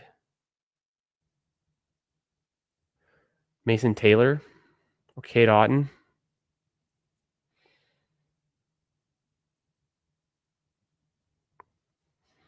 I'm going to go Mason Taylor for some rookie upside. Sprinkle that in, and then I also get to bring back on my May stack with Diggs. I had to double check because like Philly and the Jets have the same week 9 bye, but I've got Colson Leveland week 5 bye, so I'm good. Didn't screw up the bye weeks there. Wide receivers, I can't draft another week 14 bye. The running backs, I've only got 4. I've got 2 on week 12 bye. So just no more running backs on week 12, no more wide receivers on week 14. Otherwise, just take whoever best available is there. I don't think there's any more Bills that I want. And Patriots, there could be, but it'd be a wide receiver, and I've already got too many week 14 buys at receiver. So I'm pretty much done. Skinny stack on the Patriots with Diggs. Then I've got skinny stack with Josh Allen and Coleman. So not the most like overly stacked teams, but both my QBs have rushing upside. I think I know who I want these next couple picks. Okay. I don't have any rookie running backs. I've got Burden and Loveland. Let me get a share here of some Pat Bryant, Denver Broncos, 3rd round selection out of Illinois. Looking pretty good. Looking like the next Michael Thomas, maybe. Although, and let's take a quick look. Michael Thomas went, I can't even remember where he went in the draft. Did he go? He went higher, I have to assume. When he came out, it's been a while since was that 2018 draft? 2016. Wow. The Ohio State. That's right. In 216. So yeah, I drafted a little bit higher. Just remembered something. Got to get my Ethernet cable out.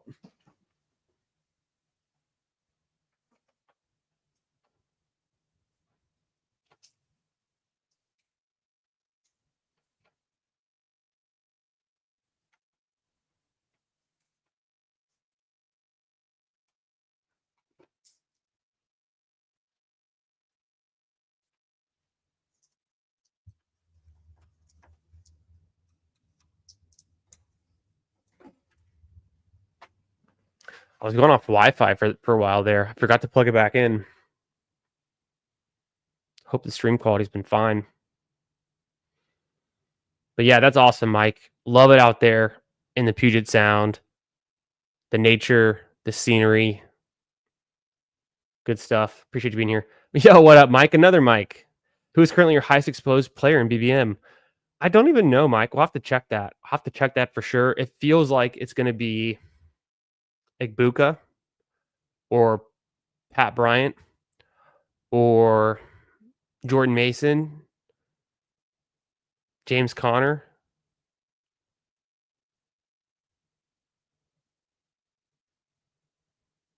Probably one of those guys. That's what it feels like. I have to check. This is like my 17th, technically my 18th, because I'm in the middle of a slow that I accidentally entered. But I finished. I think this will be my 17th when I finish it, or maybe I've done 17, right around there. Haven't done a ton yet. Yo, what up, Kev? Appreciate you, my man. Yeah, that was a real fun stream. If you guys haven't checked it out, it was Nick Bach and I did some eliminators last night. We did 2 eliminators, and he did like a really long stream too. So shout out to him. Make sure you check out his channel. I posted about it yesterday.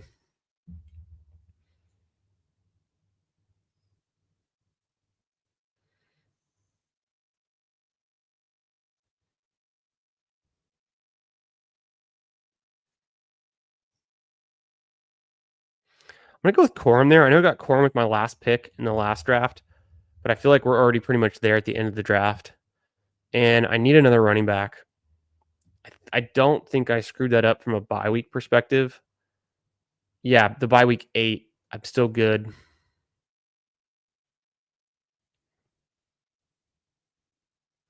Two picks left. 2, 5, 8, 3, probably. But yeah, Kev, how you doing tonight, my man? Appreciate you coming in and giving the shout, saying what's up. Yeah, there we go. There he is. What's up, baby? How you doing? How you doing tonight, Nick? Fun times last night on stream. Hope everyone's having a great Saturday. It's coming to a close. It's almost Sunday. Time to draft. This is a 20-second BBM. We're ripping through it. Got 1 pick left. Do I take... I think I need a wide receiver that's not week 14 bye.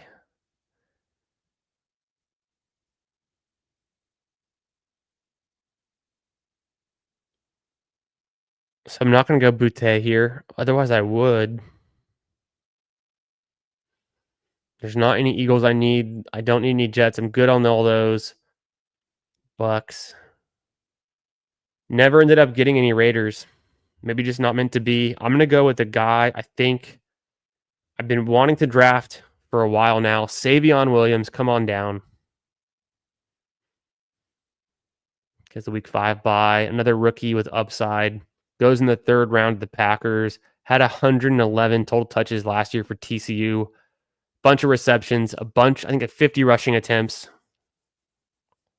So, very productive. Could hit the ground running in Green Bay. Maybe they trade Dobbs. Who knows? Ended up going a little bit rookie crazy at the end with my picks, but just going for upside. And I think we already had it nailed down on this one. 2, 5, 8, 3. Yeah, I finally got an Allen pick, and at 41, so had to do it. Yeah. Nice. Hell yeah. Yeah, I know Pat was just ripping some elims. Shout out to him. This bandit in here too. What up, brother? Yeah, come on in. Come on in. Work on the intro now. Ooh, we're cooking things up. You mean the intro for this, my man? Oh, wait a second. Let me fix that. Boom. Ballsy. Monday nights, 8:30 p.m. Central. Bindles, the best ball bro, and Dynasty genius. Me. Monday nights, 8:30.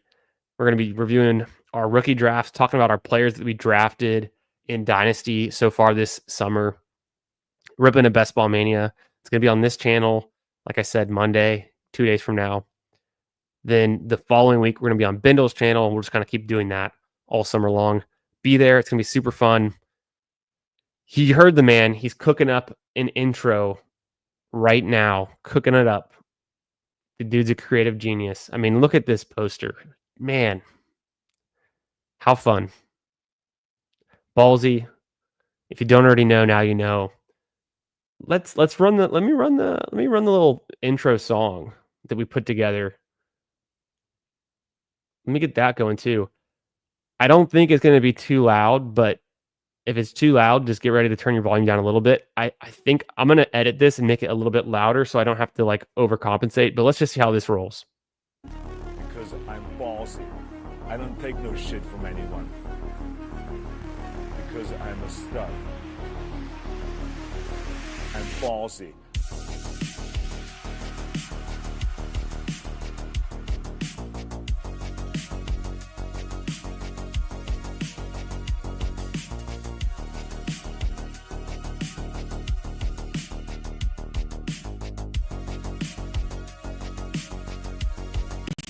Anywhere I want. Because I'm ballsy. I don't take no shit from anyone. Because I'm a stud. I'm ballsy. Love that part. Love that intro. Put that together with Bindles. Yes, we're ripping another Best Ball Mania. Up. Love it. Yeah, CVK, certified ball knower in the chat. What up, man? How you doing? How's your Saturday? Is Savion the new Cordarrelle? Could be. Could be. I think he's just going to be potentially good. And if you saw him, I retweeted it today. Follow me on Twitter at FFB Garage. I retweeted it today. Also, make sure you're subbed to the channel. I know you guys are. Appreciate you being here. Tweeted out the rookie picture. Do you guys see the rookie picture from the NFLPA? They always dress up the rookies in their new jerseys and numbers, and they make them all take a picture together, at least the rookies who matter. Not all of them, but just the ones who are highly drafted. The skill position players usually is the group. I think there's some defensive guys in there. I think it's mostly the QBs, running backs, wide receivers, tight ends, skill position guys. Savion's standing in the back. You can't miss him. He's a Packer. He's not wearing number 22, and he's super tall.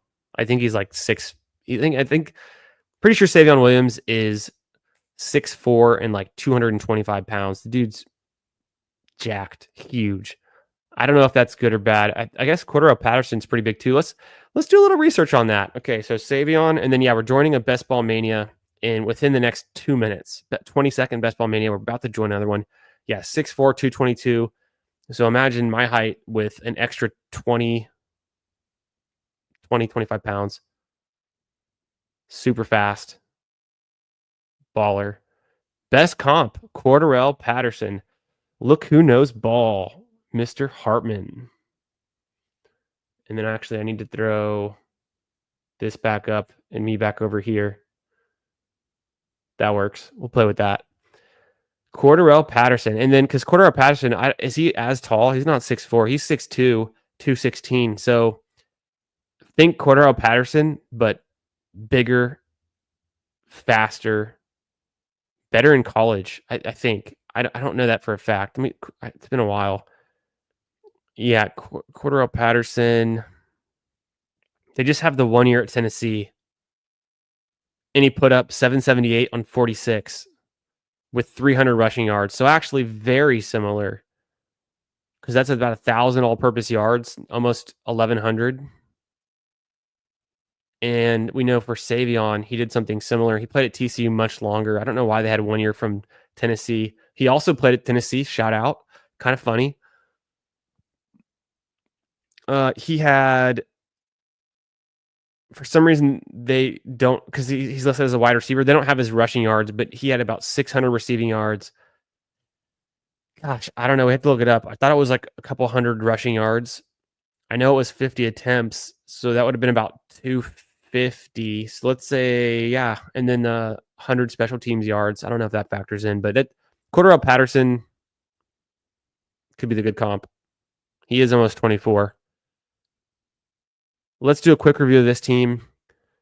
We can also look at a super quick look at the Sentries team.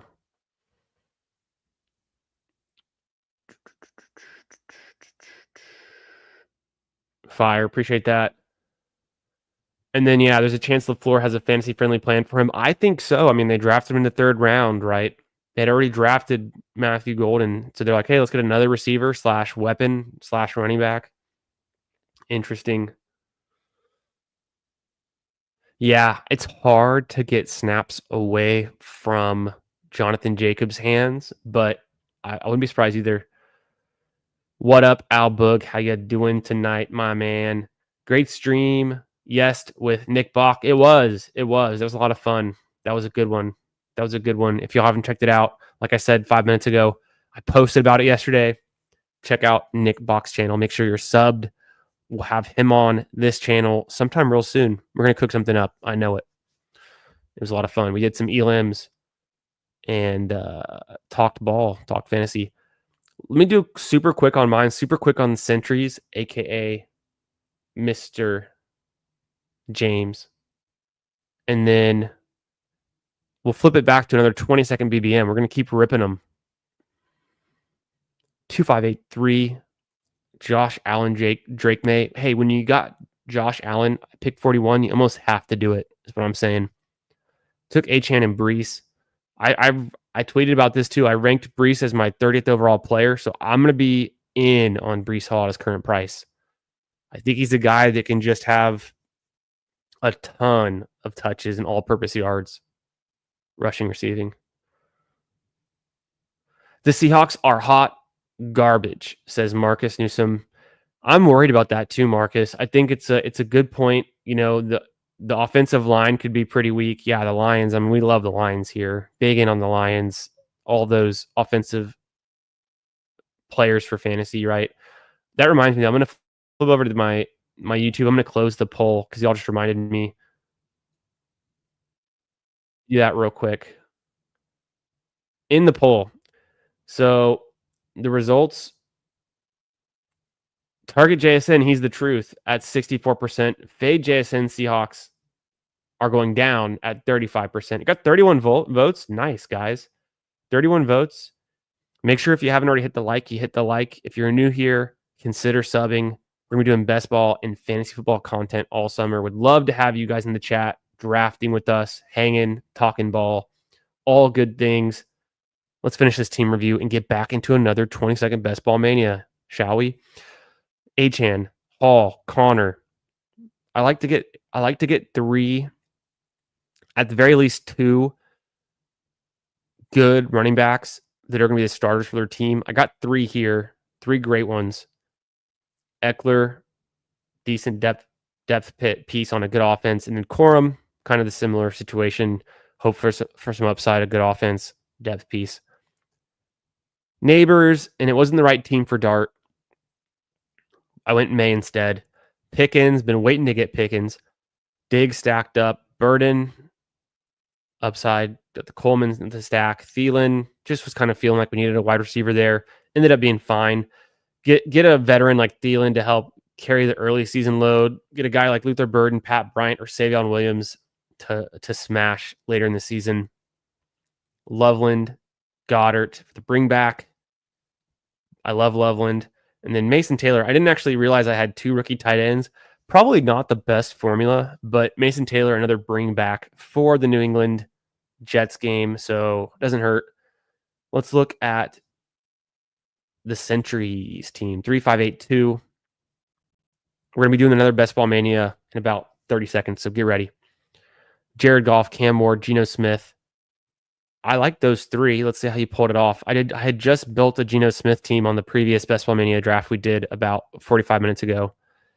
James Cook, David Montgomery, Mason, love it. I remember you taking that pick. It's a good pick. ETN, got some value on him. And then Tank Bigsby. You're not afraid of tootin'? A little bit of tootin'. Amon-Ra, stack. Nice. Get the London. Those are 3 good, really solid wide receivers to start off. Get some Jaden Reed. Knoll, so you're a little bit bullish on Knoll. Hopkins, I don't know. I'm not super in on him. I'm a fan of him personally, but not like a super in for fantasy this year. Lockett, I think, makes sense with your build, and then getting some DK also makes kind of some sense late. So that's fun. That's a fun way to play it. You're backstacking Cam Ward. I haven't really done a backstack on Cam Ward yet. Usually I have Ridley and then pulling it off. Did I miss somebody? I don't know if you have Geno stacked up or you're just taking Geno for a good value, but it makes sense either way. I think at pick 84, you can't go wrong. So just a good value, and he's kind of hard to backstack there. Maybe get Trey Tucker, maybe not even worth trying. Kittle, Hawk, those look good. Pretty strong at tight end. Let's rip another one, guys. 20-second BBM. If you can hear my voice now, I've already entered it. So let's get in there together and let's do it. Waiting on one. It's going to feel quick. I kind of like that. I mean, sometimes I want to draft with you guys for like elims and puppies and stuff, but at the same time, if we're all in on the best ball mania, it's pretty hard to advance. We got Nick Bach in here, so he's up for the challenge. 2 out of 12 advance. It's going to be me and Nick Bach, and everyone else in this room, good luck.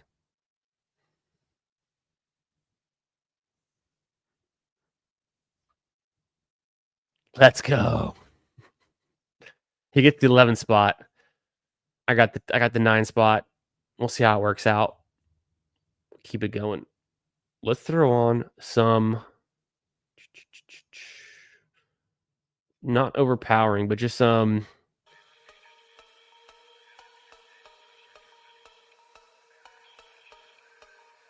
little pump up music. Getting here. We're in the lobby, guys. About to pick up another draft. I'm loading up. Best ball third best ball mania draft. It was out. I was out. Just memorized it. Own.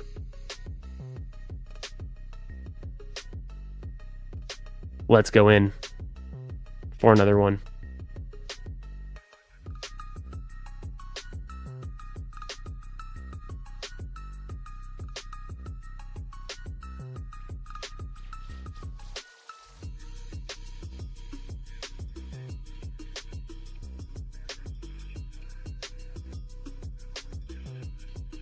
There we go.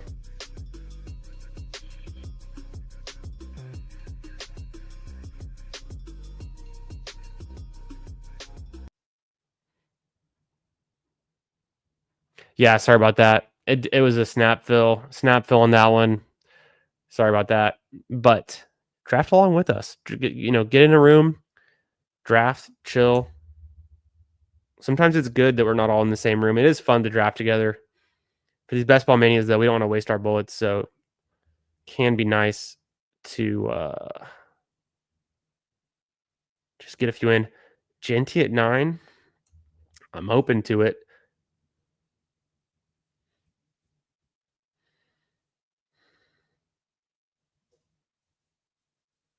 Reflect the Sun. How you doing tonight, my man? Hope you're having a good one. I knew Genty was going to go there. What's my exposure to Nico? What's my exposure to all these guys? Amon-Ra. Apparently, I've got more Amon-Ra. Got 3 Amon-Ras. I just took a neighbor, so now I've got 2. And I only had, for Nico, I think it was just 2, right? The 2 Nico. I'll take a third Nico.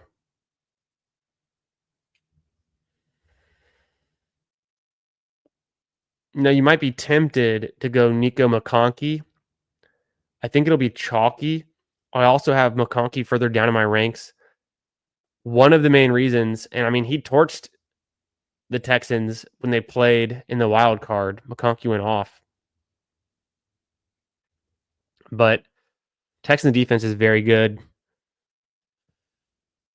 Derek Stingley Jr. is very good. Maybe McConkey doesn't get so lucky the second time around and put up 200 yards. How many touchdowns did he have in that game? Let's look up McConkey real quick, just for a little refresher on how good he was in the wild card game. Can't spell. Dude's just good. The dude is just good. Explosive. Very good. Very fun player for fantasy. Sorry for the brightness. It was 1 touchdown, 197 yards. Full point PPR, it's about 35 fantasy points. Insane. I mean, in week 17, he completely went off. Week 13, a nice little output. Week 8, goes off again. The dude can ball. So I'm not fading McConkey. I'm not going to be drafting him with Nico every time, is what I'm saying. The Texans defense is pretty strong. And I think there's a lot of good picks in the second round, so I don't want to be overexposed to any one combo of players like Nico and McConkey every time. Don't want to be taken. I think Puka and London's worth doing. You can't do it every time. I don't know. Yeah, their London goes right before Puka, and this time that one's actually a little bit harder to pull off, even though the ADPs are similar ranges. Seems kind of hard to pull off. Malik Neighbors, Brock Bowers, super chalky. Happens here again. Also not totally convinced you have to do that every time. If I'm going to have 10 Neighbors teams, I probably want Brock Bowers on like at most 3 of them. I think that's just me. And you might not even get 10 Neighbors teams. It depends on where you have them ranked, I guess.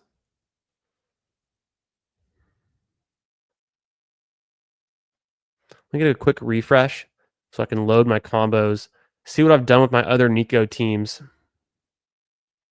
Always getting Stroud, that makes sense. Looks like a little bit heavy on Coleman and Pollard, so I'll chill there. Definitely not taking Josh Allen again. Cam Ward, Herbert. So I got lucky because I think I drafted the Nico teams before the schedule. Just naturally got Herbert on some.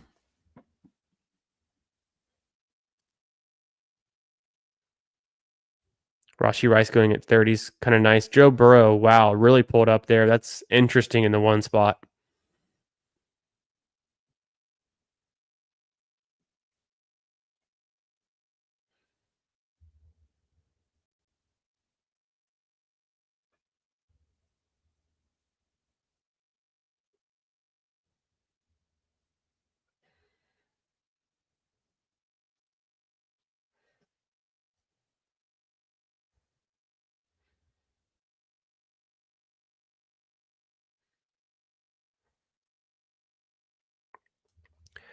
I'm going to go Chase Brown. I think there's a chance the other player I want is still there with my next pick. If not, it'll be fine.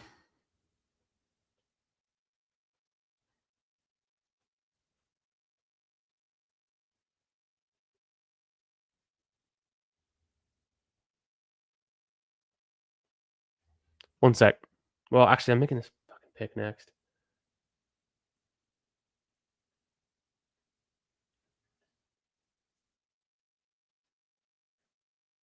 Got some drafts in Reflective Sun. Nice, nice. Went out to Oregon. Hell yeah. Hey, there was someone in here. Mike was in here earlier who was from Tacoma but living in Nashville. So just another guy out from the Pacific Northwest. Grabbed some bunch of Mooney with Penix Jr. and friends. Very nice. Yeah, that's one way to go. That's fun. Get the road trip in. Get some drafts in. Hell yeah, brother. Come on, let me get lucky. Nick grabs Kyron. He gets a Josh Allen pick 38. Pretty good value. McCaffrey at 14 is very nice. Damn it. Breece Hall goes pick 39. I wanted Breece Hall there. That's okay. T-Mac, baby. Roll the clip. There it is.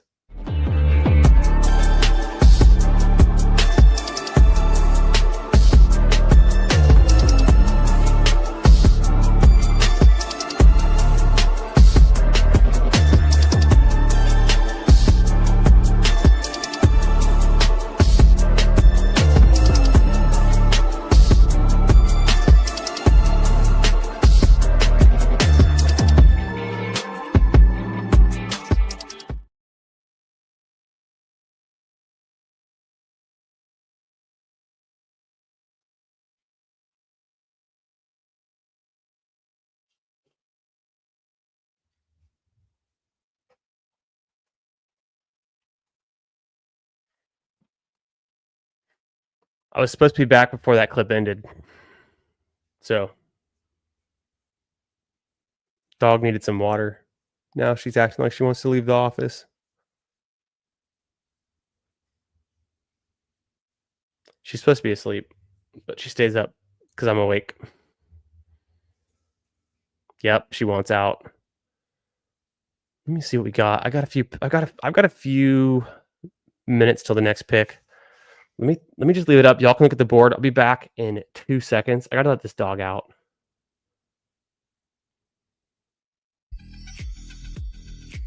Okay, be right back.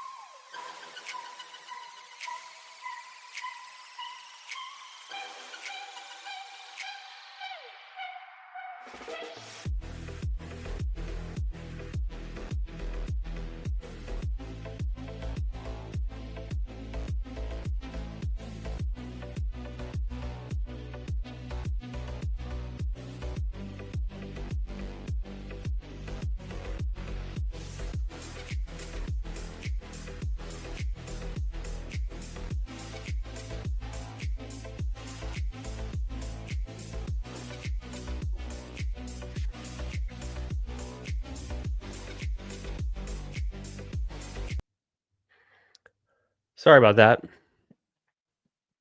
I made the Harvey pick from my phone. All about it. I guess I've got the... It's kind of all over the place right now. I don't really have any games particularly locked down.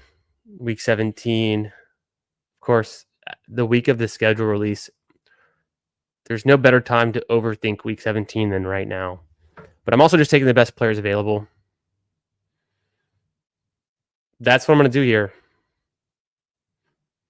With Nick Bach, you got Addison and Olave. Okay. He's got some wide receivers to balance himself out. Me, not a chance. I'm going hard on Alvin Kamara. 6th-round Alvin Kamara every time. Henderson was there. Could take some Henderson too, mix it up. Could take some Connor. Probably could have gone Henderson since I don't think I'd taken Henderson yet tonight. But after going RJ Harvey, and who knows, maybe you want Harvey and Henderson. Let me get a rookie. Let me get a veteran.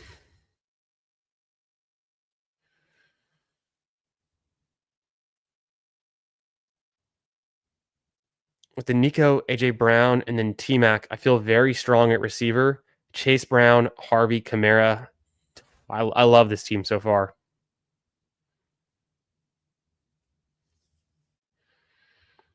No obvious issues on my bye weeks. In fact, each of these 6 players has a different bye week.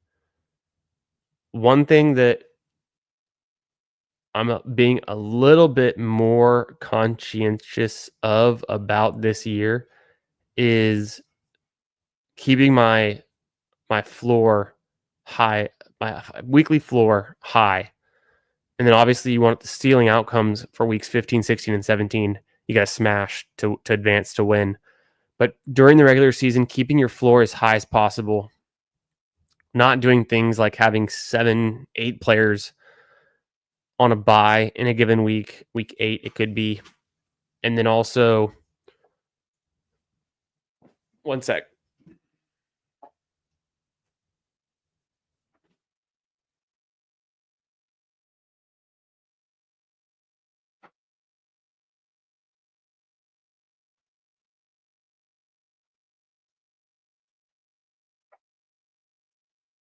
And just like that, the dog wanted back out. She's going to come back in the room, and who knows how soon, but that's just how it goes. I think I was just talking about my players not having, not only is it that you don't want to have so many players in the same bye week because you're going to really lower your weekly scoring that week, and that's going to hurt your overall score to advance out of the first leg. But you don't want to have like 3 or 4 of your top 5 picks on the exact same bye either, because they're the ones who are going to score most of your points most of the time. So you don't want to put up an 80-point score in any given week in week 8 and then have to try to make that up. It's not impossible, but it's just like you don't have to put yourself in that position if you can avoid it. Sometimes if you just pick the best players available, though, they might overlap with a lot of buys, and in that case, the argument is you're just getting unique and doing something that's maybe lower owned. Got 3-3. I could go Swift here right at ADP. I've got him ranked that way. It'd be good to take him. I'm going to go ahead and take Mooney because I've been wanting to get Mooney for this is the third draft, and I haven't gotten any Mooney. Got to get some Mooney on this team. Seems like a good pick here as a wide receiver 4. Anyways, gives me another QB out.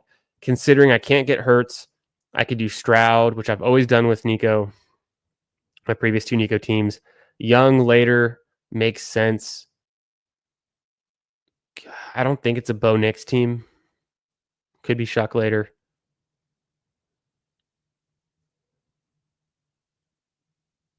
$83 for Shakir with Josh Allen's pretty nice. And then DeAndre 86. I like that too.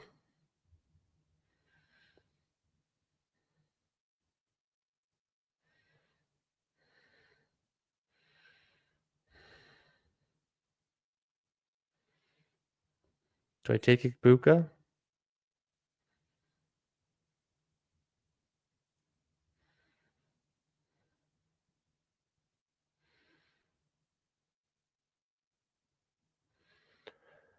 I'm just going to do it. I'm going to keep taking Ibuka.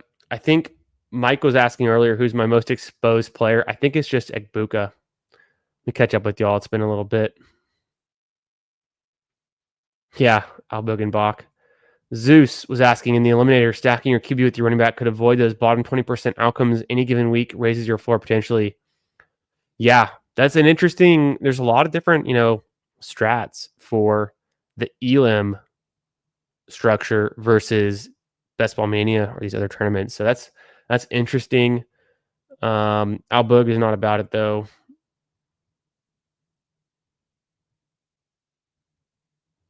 Y'all are funny. I was wondering how did I miss so many comments? It's y'all just going back and forth, but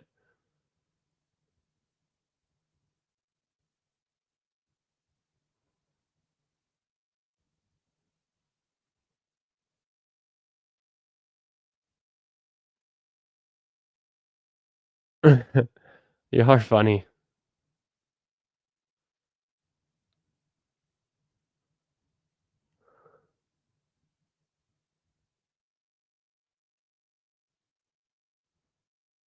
Love the Alvin. Yeah, I'm still I had to scroll way past that. You are funny. Be nice. Play nice. Love some Alvin, yeah. Either way, it's hard to know, man. It's always I do the same thing. The last draft, I was like, man, maybe I should have skipped on running back in this range, taking receiver, and then it's hard. It's hard to know who's gonna fall. Especially when you're on the end, like you are in the 11th spot. I mean, I'm pretty close to the end too with a 9. When you're on the ends, you don't always get the value to fall to you. You got to make do. Take players you like. I took Egbuka there. Baker does go. I thought there's a small chance Baker could come back around. Not so. Also thought Higgins might come back around. Considered him at 88, just seemed a little bit too early. And then I could have taken B-Rob, Pacheco, or Scatabo at 88. Just didn't feel like doing it. Didn't want to go Hawk with this build either. Haven't been taking a ton of Hawkinson. Just it's a lot of opportunity cost in the 8th round to go there. This could be a Fields team for me. I take Mason or Harris.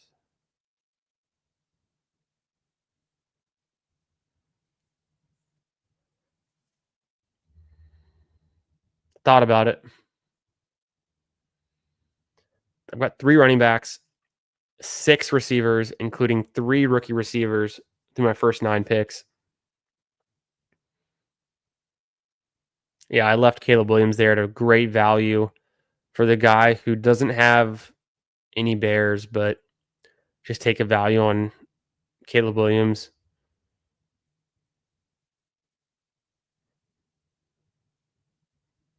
Maybe he'll go Loveland with pick 11.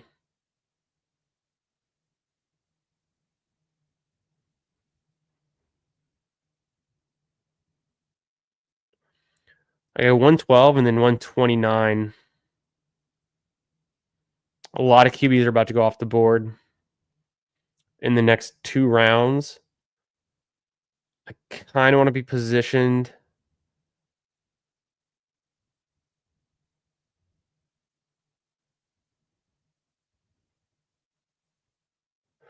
I'm going to go later. I have a lot of good options for later QB. So I'm going to go ahead and take Loveland there. It's my 4th rookie pass catcher, but who knows? Maybe a little bit too exposed in that way. They're all on different teams, all different situations, all seem pretty good. Trey Harris gives me an option for a nice option for a Chargers bring back, and I think it was a good range to take him anyways. I'm very bullish on Loveland, so I'm going to go ahead and grab him there. It would have been me reaching for Herbert, which I could have done at 112 for the Trey Harris stack, and then the bring back with Collins and play it through the Chargers versus the Texans for the primary QB stack. I don't know. Maybe Herbert falls too. So I'll make the decision at my next pick. And then I also was thinking about Charbonnet there.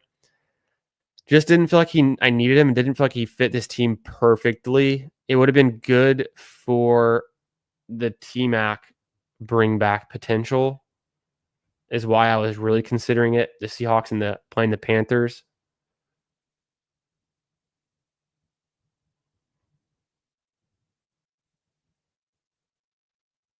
Albug is lower on Alvin. He has to drop below Connor. See, I'm a big Connor bull too. I got him ranked, I think, back to back. And I've also got Henderson right there. So any one of Ken Walker, Kamara, Henderson, Connor, I'm in.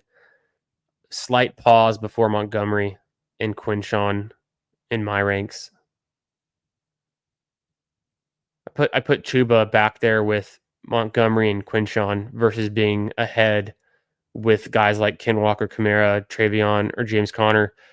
Because I want guys who can catch the ball too, and Chuba doesn't really do that. He was more touchdown dependent and volume dependent. They bring in Dowdle, who's a 1,000-yard rusher the year before.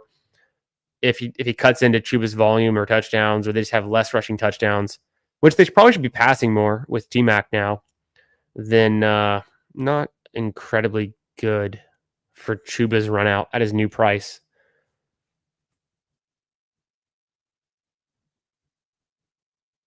Dang, Herbert's still there. I'll scoop up Herbert, and then if Stroud's there on the way back, that's fine too.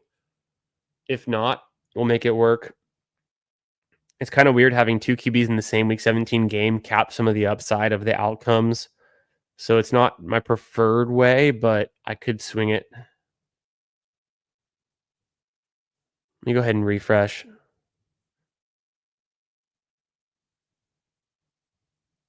Boom.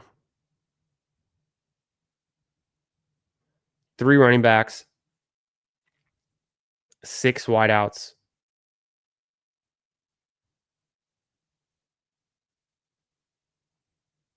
Loveland. Stroud's there. I think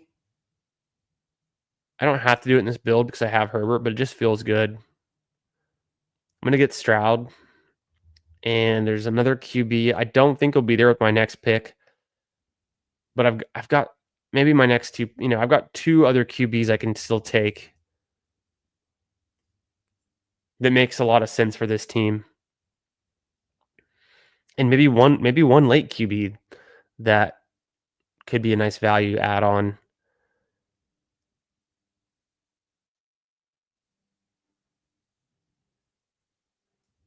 We're going to be doing the kind of late tight end to finish it. Disley's always there. Conklin's there. What do you guys think? Do you guys end up taking more Disley or more Conklin if you're taking tight ends in LA with Justin Herbert?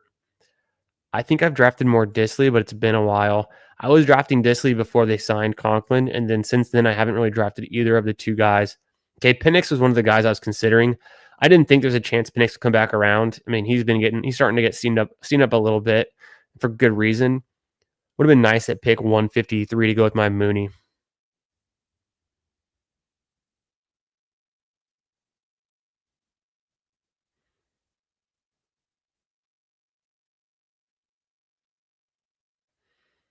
Atlanta really plays 3 soft defenses. Yeah.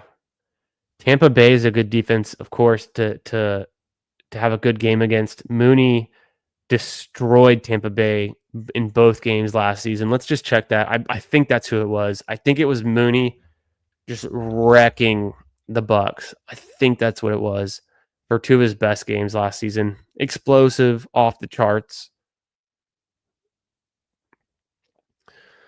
He had a game against Jamel Dean and put up 100 yards and 2 touchdowns on 9 receptions, 32 fantasy points in PPR, number 3 overall in the week. And then the next time they played the Bucks, he also, a touchdown, 86 yards. Pretty good. Pretty good. So, and then Arizona and the Rams. I'm not 100% sure about Arizona and the Rams, but I take your word for it. I mean, it seems like the Rams defense has been going downhill in the wrong direction since their Super Bowl run.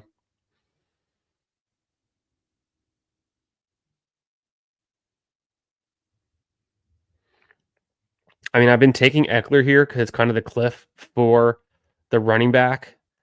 I think I'm going to go Knoll for the obvious double stack with CJ. And then I'll figure out running back. I really like my running backs that I started with, so I'm going to keep pushing it. It probably end up with 5.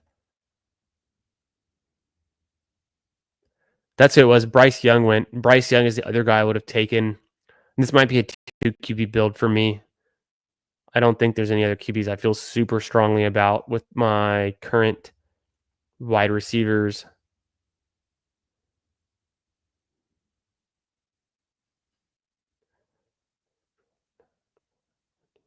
Nine. A lot of rookies. I got 4 rookie receivers. Rookie tight end. A little bit overboard. Could be good though. It's not super expensive except for T-Mac, and we know he should be good. Still a 4th round pick.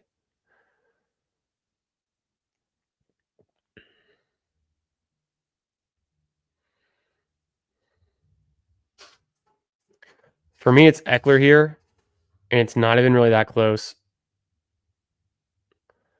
And then if I stop at 2 QBs, then also I already have my bringbacks and my stack set up.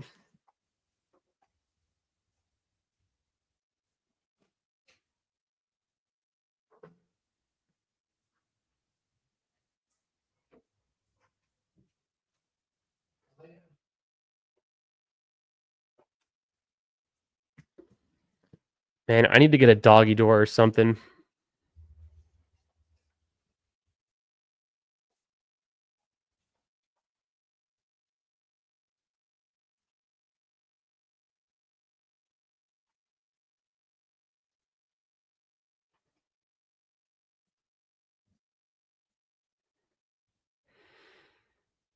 Anchor wide receiver. I've got Nico Collins and AJ Brown on this one. I'm anchored. No doubt. Maybe you're talking about the eliminator. I think you are. You're talking about the eliminator. I get it. We've been talking a lot of eliminator strategy lately. It's fun stuff. Yeah. Big WTF.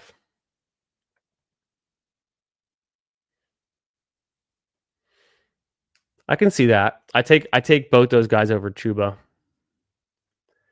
I think I've got Walker. I don't know. I think I technically have Walker ranked ahead of Kamara, but it's team by team. I like Kamara a lot. They're both on questionable offenses. Kamara's proven he can be on a bad team and still produce, though, for like his whole career. I'll put wrong, Nick. Chuba over both. Rico's so much. Go with some Conklin. Penix and Mooney. Yeah, I wish. I wish on this one.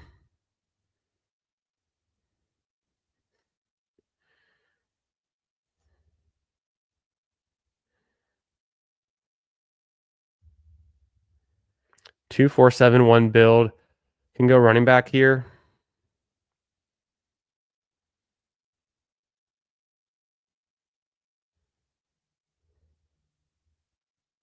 or tight end.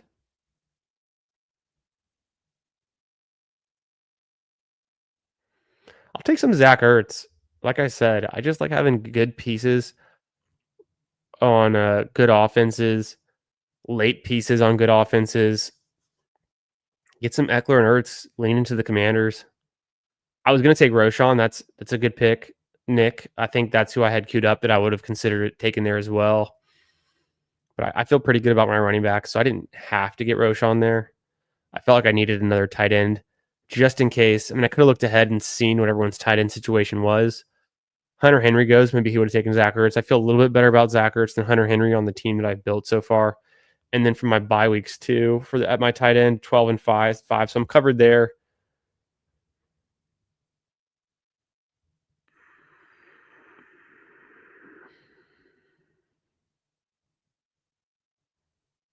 Kind of feels like a Marshawn Lloyd team. 2572. I've got 2 picks left.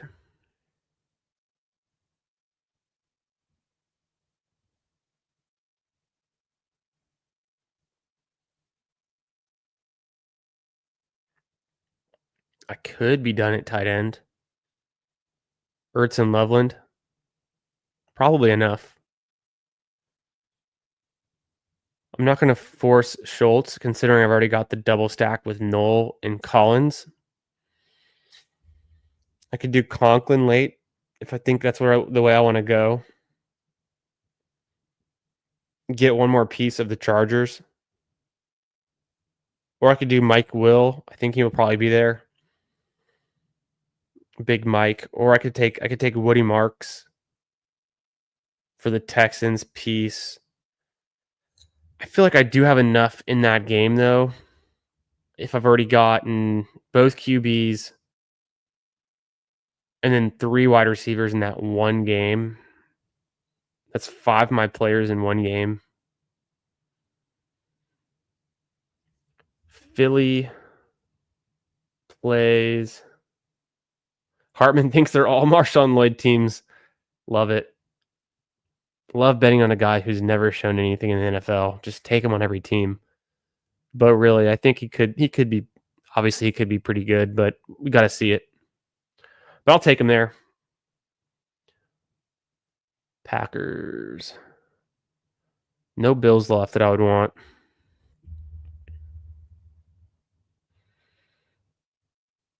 Should I just be done at running back?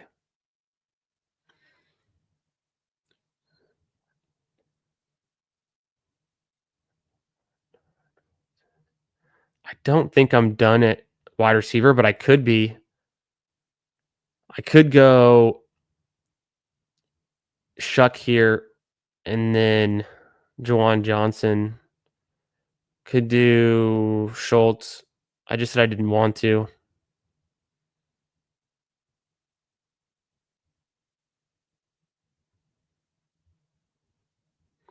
I'll take Schultz. Not going to go Shuck. Not going to go Juwan Johnson. I couldn't decide who I really wanted, so I'll do one more Texan. Probably too many players in that one game.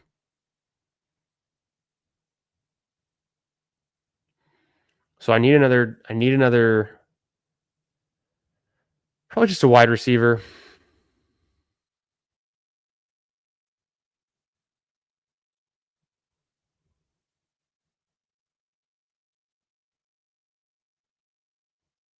Don't know if I can make it another Week 17 game stack that makes sense.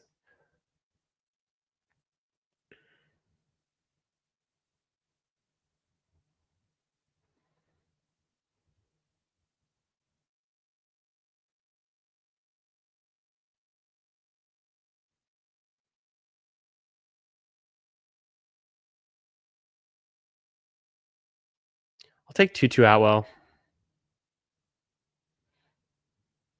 Just kind of a dart throw pick. He plays the Falcons, and I've got Mooney. Maybe it's a shootout game that I want some pieces of. It's kind of what I was thinking.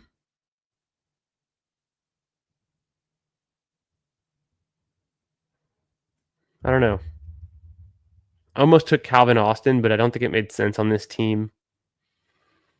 I already had plenty of rookie picks to kind of roll the dice with. Nick Bach goes to Jermaine Burton. It's a name I haven't seen in quite some time. That is a ballsy pick. Tillman. With the Fields and the Josh Allen. But Burton, hey, maybe he gets his shit together. Maybe he's not having issues, and I don't think Yoshivas is that good. I don't think Yoshivas is good enough to get drafted in every single draft, which he almost always does.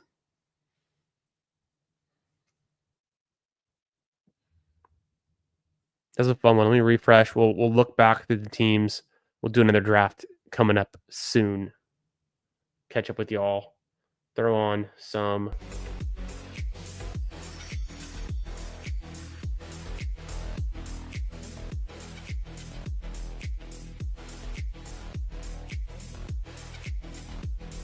You needed the Roshan? Let's find out why. So that was my 19th BBM. Got a slow one going, so I'm 20 entries in. Did 3 tonight.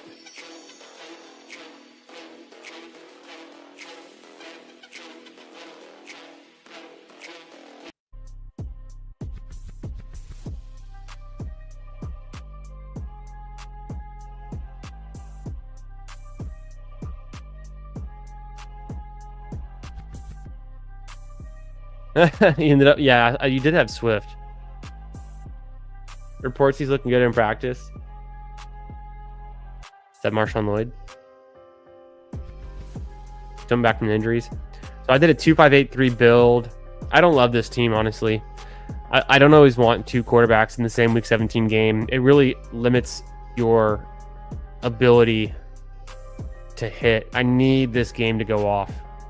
So because of that, I kind of overstacked this one game because I don't have any bets on any other QBs in different games. So I need to be Herbert and Stroud going at it head to head. Although the Texans have a great defense, I think the Chargers defense is not terrible either. Chase Brown, Harvey, and Kamara, very nice. Eckler, a lot of exposure to Eckler. Mike was asking who's my top exposed player. We can check that in a second, I guess. I think it was. I mean, Eckler's probably up there too. Marshawn Lloyd. So, just a bunch of good guys. At least 3 good guys. Eckler's fine. Marshawn Lloyd, we'll see. Collins stacked with Knoll, and then Harris. Brown, you know, he's a great wide receiver. Elite. T-Mac, we'll see if he can be somebody. Mooney, one of my favorite picks. Egbuka, I can't stop drafting him too. I need to build this next team a little differently because I keep going for receivers in this Mooney Egbuka range, and I like it. I don't hate it, but I bet if I took the running backs there and the receivers earlier, I would get a different build that I haven't tapped into tonight so far. I don't hate the Knoll pick. I think there's a lot of upside there. Atwell, just dart throw, like I said, could work with Mooney in that game. I needed another game that I could see going off in some ways. It's not like I have a huge investment in that game though, but the Rams versus the Falcons. Loveland, bags of Loveland, one of my most most owned players. Ertz, I think is a great value. I wanted a piece of the Commanders. I got Eckler also, and then Schultz. If the Chargers and Texans game is just something you got to be a part of to win it, then I'm covered a lot of the bases. Not super strong on the Chargers side though. I think it's fine. I don't love this team. I hope I didn't just burn one of my only Nico teams. I think the running backs are interesting though. Let's take a quick look at Nick's team, and then we'll get into another draft. I think this next draft though, I'm going to just do a puppy. Just rip a 20-second puppy. I think that's 3 BBMs is good for today. Nick in the 11 spot, 2-5-8-3. Allen and Fields. CMC and Kyron is a good combo. Swift, Mason, really good RB3 and 4. And then the Roshan. I think Roschon's cheap, so like I don't hate getting 2 running backs from the same backfield. If you think the team's going to be good, you're making a bet on the team, you get one of them real cheap. So you got Roschon real cheap. I like that. I think it's fine. And you're not overexposed to week 5. So I think it works. Yeah, the Houston O-line, they've completely revamped it, right? They got rid of Tunzel. They've brought in a number of free agents. They drafted in the 2nd round. They got a tackle. So I think it'll be a lot different. And then O-lines, in my opinion, are kind of like the sum of the parts are greater than the individuals. And so even if they don't have like Laramie Tunzel, star power, 1st round overall, 1st round pick kind of left tackle, but they have other pieces that work better together and some true veteran leadership on that O-line, I think it can still be better. So we'll see. I'm optimistic. Didn't love my team either. Yeah, we'll see. I think your running backs are good, though. That works for me. And then you've got the 49ers and the Bears connection with McCaffrey, Swift, Roschon.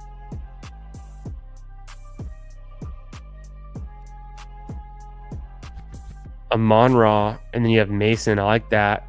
And you have Addison. I like that. Olave. Shakir stacked up. Tillman, Dobbs, Keenan Allen, Burton. Pretty much, I mean, I wouldn't draft Burton, and I'm not really drafting as much Keenan Allen either. But you've got a bunch of receivers, and I think it works because your first 4 will cover you. I'm somewhat worried about the Addison suspension, but in this tournament, obviously we're trying to win in week 17, so he should be back and fine by then. Njoku, Kincaid, and Taylor. I think the tight ends are good too. So good running back room. The Josh Allen team. It's a Josh Allen, Shakir, Kincaid team. So you got that working for you. Good running backs. What do y'all say we get into? Let me look at my exposure real quick on just the BBMs.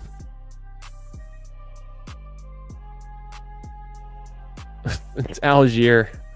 Well, this is also, I don't know how fast the exposure updates. It's showing 13 teams, and I've done like 18 or whatever it was. Classic underdog problem is you have to like refresh a bunch. So now it's showing the 19 teams, right? Oh my god, a lot of Mason Taylor. I gotta cool it on Mason Taylor a little bit. Too much Schultz. That'll happen. Late tight end clicks. Gotta pivot. Get more Otten, get more Freiermuth, get more Gesicki. No, I've got Gesicki. Yeah, I'm somewhat surprised that my Mason Taylor is that high. And the Schultz, so I gotta work that down. Egbuka, I'm not surprised. Ridley, I'm not surprised. T-Mac, I've got him ranked pretty highly, so I just need to switch that pick up a little bit. Diggs pick needs to switch up a little bit. Calvin Ridley, I'm trying to get more Sutton. It's been really tough. And then Egbuka, switch in Burden more often if I can, or try to switch to getting a running back in that range. Running backs, I think Algier is just a good value. I've got a ton of them. I'm going to be high on Brees, but I am happy to see it's already up to 21%. QBs ends up being Herbert a lot. I think Herbert's pretty well priced. DeMay is a little bit too high for my liking. Fields right now is undervalued, so I'm going to get a lot of that.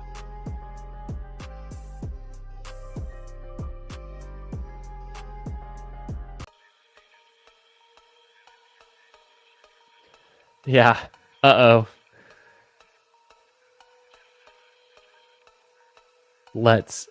I'm feeling like just doing a chill one, and I want y'all to be able to get on this one too. Doing 3 BBMs in one night is plenty, because I don't want to draft, all my BBMs in the exact same mindset. I want to vary up my player takes, draft it over the whole summer. So I feel good with where I'm at for BBM. I'm going to queue up a 20-second puppy. Let's get it. So if you can hear me saying this, I've already joined. Come and draft. Waiting on one. Sorry, snap filled. Snap filled on that one. Kind of surprised. Happened twice in a row. My bad. Chris in the 2 spot. That's a fun username. Fantasy Guru. I don't know who that is. OSU Missy. Dunmeyer John. CR Carswell. I got the 1 spot. How come I get the 1 spot when I draft the puppy and not just getting that BBM? Also, I'm thinking I'm going to update my ranks. I'm going to move Saquon behind CeeDee Lamb. I think I'm finally going to do it. I still like Justin Jefferson at 2. But it looks like I don't have any Saquon teams yet in BBM. Which is crazy because I'm about to move him down again.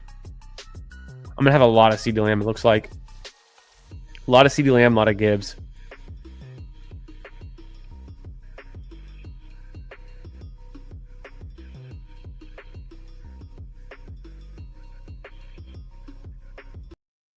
Yeah, Influencer 101. Exactly. Damn, sorry, Harmon. Yeah, sorry. It's just snap filled. I mean, what are the odds? I almost wish, I think it's bad for collusion, but I almost wish they would show how many players are in the current about to load draft. And probably the reason they don't do it is collusion. And then probably the second reason they don't do it is because it would update so quickly that it probably puts too much strain on the app to constantly update that, I would guess. Because it'd be like, okay, there's 3 spots open. By the time I click join, it goes to 2. And then if someone joins at the same moment, it goes to 1. And so what are they showing? And if you could see it, they'd be showing like 3, and then you'd go to click on it and it'd be at 1 or it'd be filled. So it still would be a little bit laggy potentially. Maybe that's why they don't do it. I think they don't do it because the collusion aspect. Man, okay, what is going on? The drafts I do from the 7 and 8 spot, I can't get Gibbs, but each of the last 2 drafts, Gibbs goes at 7 overall. I think Gibbs is a top 5 pick. Easy.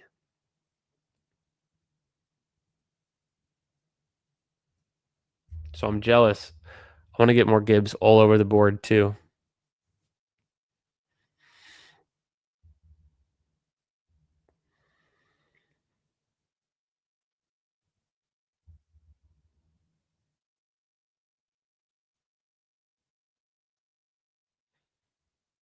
This is a 22nd puppy, 4th draft of the night.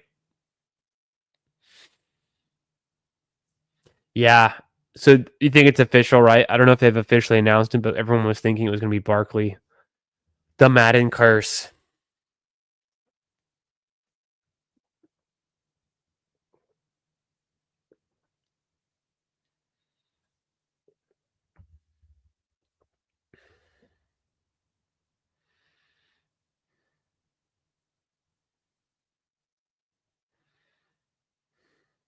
Oh, shit.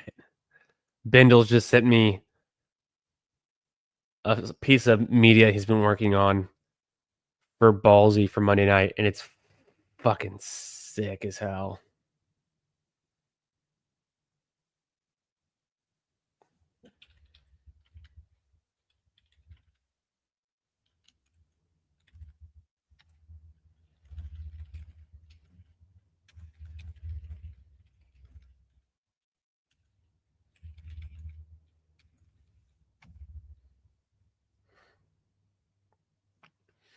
Damn, that's cool. You'll see it Monday night if you guys are there. If you come watch Bindles and I talk late on Monday night, 8:30 p.m. Central. You get to see exactly what I'm looking at right now. I don't want to spoil it. I think he's still going to be working on it, but it looks freaking awesome.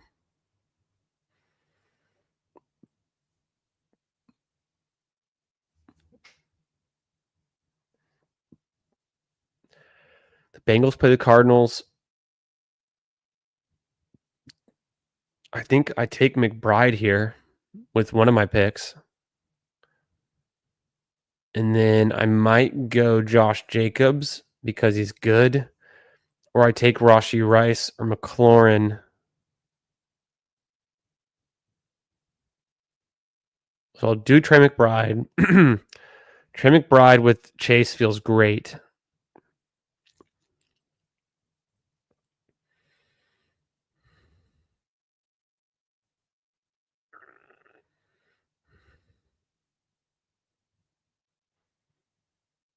I'm going to go McLaurin. Give myself a chance that if I don't get Burrow, maybe Jaden Daniels is there. Who knows? I can always back it up with getting Kyler later. And then I've got the wide receiver 1 in terms of touchdowns from 2024 and the wide receiver 2 in terms of touchdowns 2024. Felt like pulling up McLaurin. Maybe I can get Pickens with my next pick. Not a crazy reach on him. I could do a lot of things. I almost took Rice. Wanted to get some McLaurin there. Well, I need to change let me change the overlay. I'm no longer drafting BBM, so I'm just going to show my overall exposure instead of showing the Best Ball Mania exposure to all tournaments. It should work. Tons of Rice, 26.7%. I mean, he's falling in this one. Holy, I've never seen Rice go past ADP. I don't know what's going on in this puppy room. Someone's got a nice value, 32 overall at Rice. McLaurin, I want to guess, is a bit lower, so only 8%. So I wanted to mix it in. And then McBride is super low. McBride at 3.3% for me versus Chase at 6.7%. I don't think I've got McBride on a Chase team. Definitely did not have one yet. Probably have too many T. Higgins teams. Yeah, about half of my Chase teams have T. Higgins. I'd rather that be... Maybe that's fine. Maybe it should be a little bit lower than that. Because I want to have plenty of teams that have Jamar Chase and then other teams that have T. Higgins, but only so many teams where you have both of them. It's really hard for them both to hit. But it's a fun double stack to try to pull off, no doubt. It's just the most expensive double stack you can possibly try to get.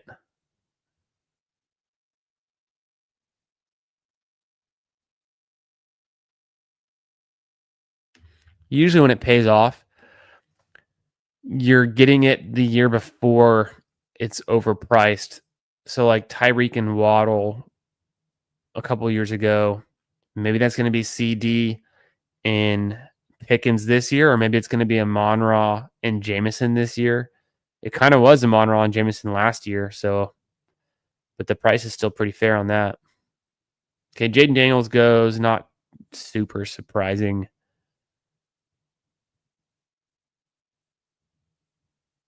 He doesn't typically fall, but I thought there was a chance.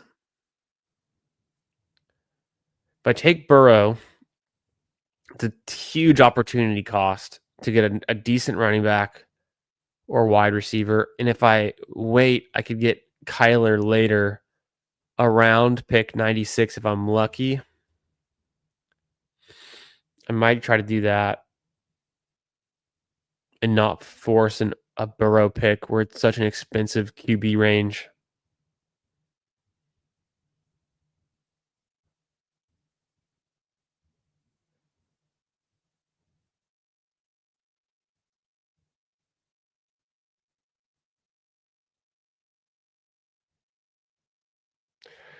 I don't know. At the same time, I kind of just want to take Burrow because I've already got the stack and the bring back set up. Sutton goes.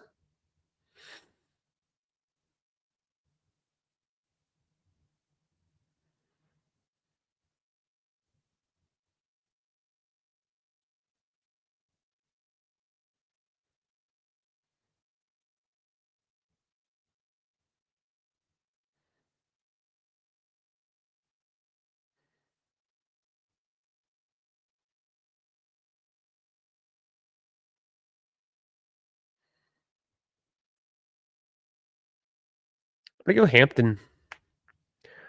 Slight fall on him just past ADP. I technically have Mixon ranked higher, but I wanted to mix it up. Get some Hampton. feel like the opportunity cost is a lot to take Burrow there. Yes, Burrow's like super good, but paying up for his highest ceiling outcome is already priced in, getting him in the 5th round. There's so many good QBs later. I could get Goff later. I could get Kyler later. Should be fine. Oh, I was thinking Pickens there. I ended up going Jameson Williams, and then Hampton just seemed like maybe a nice rookie anchor running back. Although it's been done a lot. I've seen a lot of teams with Hampton as the anchor running back, and I never like how they look. So I don't know if I can see if I can pull it off, do something different. Maybe, but I did want to be in a position to get some more wide receivers in this round 6-7 range, and then pivot back to running back or QB at 8-9.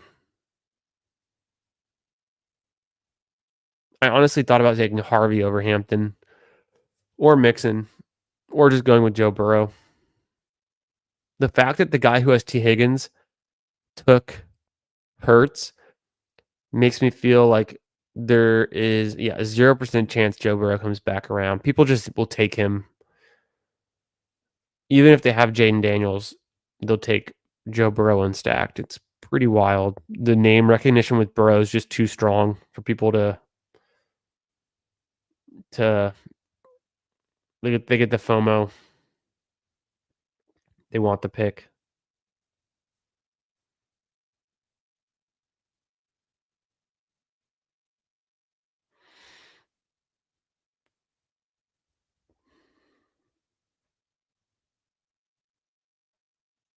Yeah, maybe I'll give you all a sneak preview. Maybe.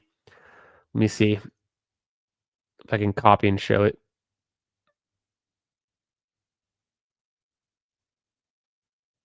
I thought somebody did it about that comment I made about seeing in people. I thought somebody did it. That's probably where I'd see it. Late night sneak preview. I guess it is getting pretty late. Yeah, we could sneak preview it. Just do a little sneak preview.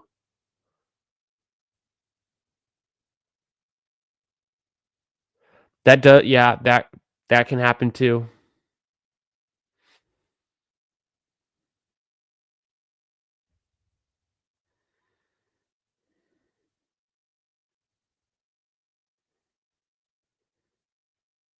I think it could be a fun one.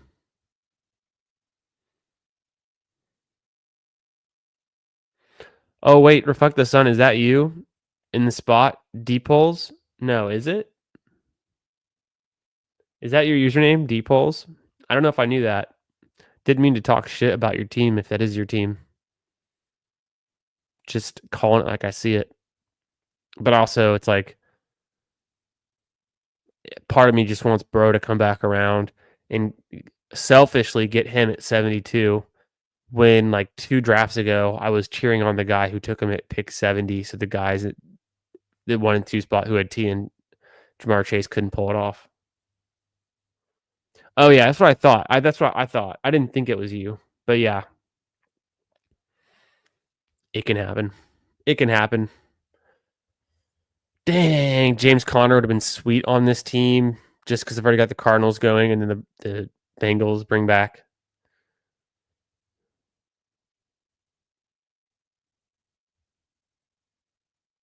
Browns play. Steelers. Browns Steelers.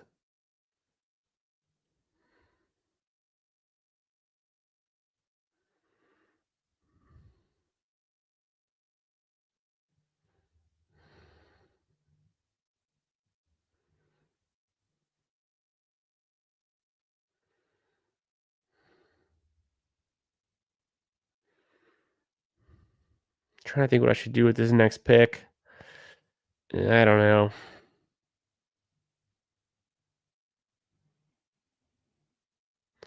I'll go Quinchon. That's where I have him ranked. I haven't picked from the 1 spot in a while, so I'm not used to missing out on Kamara and James Conner, and even David Montgomery too. I like Golden there. I got a ton of Golden Quinchon. So I mean that's 3 rookies in a row. I considered Laporta because then I would have had the Jameson Laporta golf potential. With Trey McBride, it just didn't seem right at all to do that. It's got from the 1 spot, Jamar Chase, Trey McBride, Terry McLaurin. No Burrow on this team. No Jaden Daniels. Can I get a Kyler? We'll find out soon. I got a JMO. Goff is an option. Hampton and Quinshawn Judkins. So rookie running backs to start it off. Could be the move. Matthew Golden. Gives me one more option for Love later. At QB. I'm pumped to watch little golf highlights after the stream tonight and then tomorrow. Let's see if Scheffler can get his third major.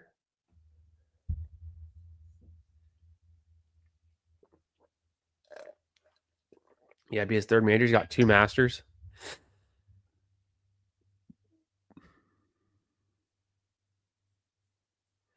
It's pretty crazy. He's having a good little run here in the last 2.5 seasons. World number 1. Probably pulls it off tomorrow, I bet.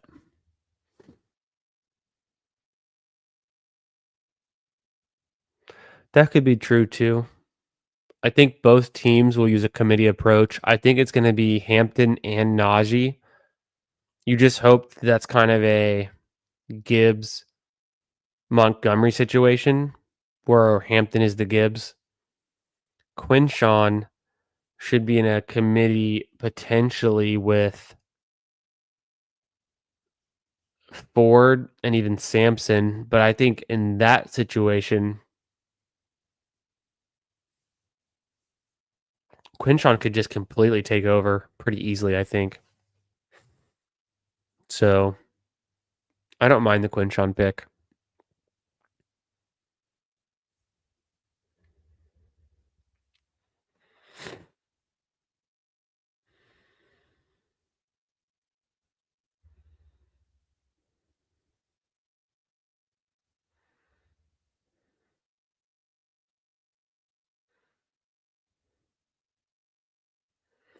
I think this is going to work. I just got to figure out what other pick I want on this turn.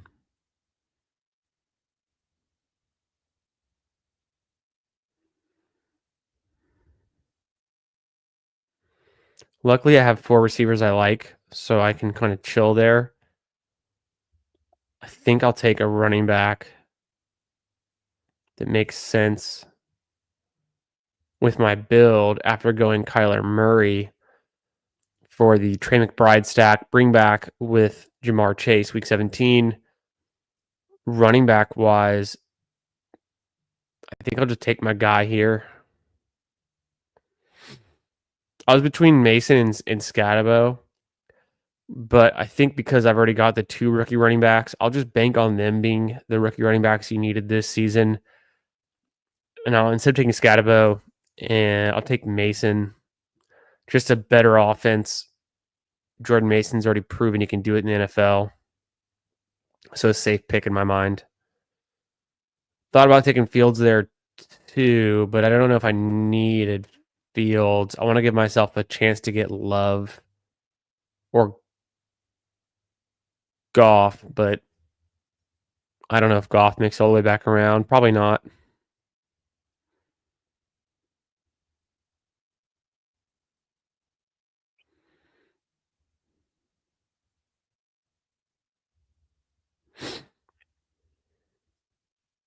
Picks 120, 121 up next.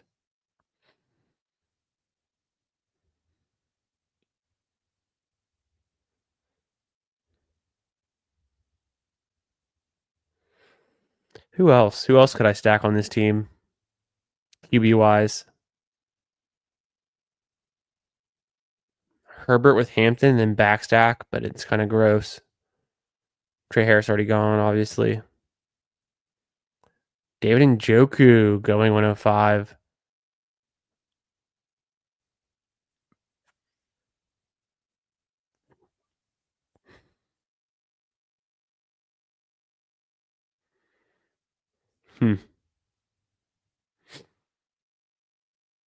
Joe Highsmith holding his own at 4 under. Nice. He's beaten Rory McIlroy, I'll tell you that. I don't know if you can see it. I'm covering it with the camera being so low and the mic, but I've got on a PGA Tour shirt just for the vibes. And I did my laundry, so it was a clean shirt. It feels nice and comfy.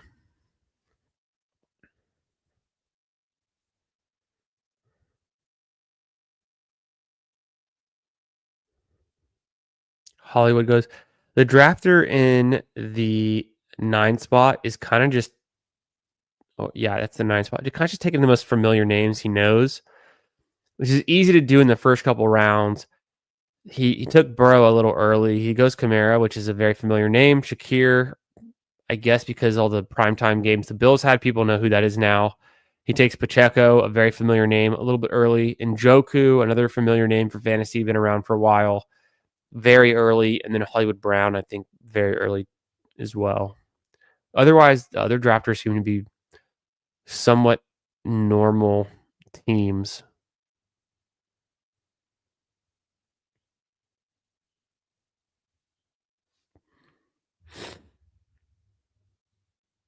So Kyler Murray, his bye is in week 8, which is the same bye as Jared Goff, which kind of sucks for me.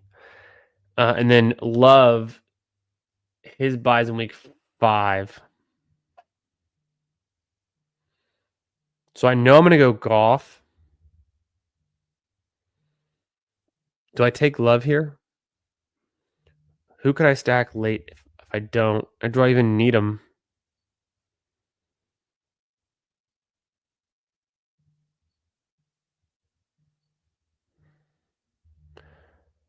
I think I'll do it. I'll just take Love. And it's a lot of draft capital at QB. Whoops. But I get 3 of them in this mid-range. I feel good enough about my wide receivers right now. With Jamar Chase, the position I took Terry in, I'm considering that he's like going to keep hitting the way he did last season, scoring touchdown every single game. Jameson Williams on the way up, got him stacked. Trey McBride worth the 2nd round pick because he's going to be the top tight end in fantasy. I've got him stacked. I mean, this is how this one plays out if it's going to work. Hampton hits late, especially. Quinshawn hits the whole season. Matthew Golden's a great pick, hits late strong with Love. Pocket passers. Jordan Mason for the bring back with my Jared Goff. I need some Ravens. I don't know if it's going to work out, though. There's like no Ravens left. Maybe get Justice Hill in a little bit. That's about all you can hope for.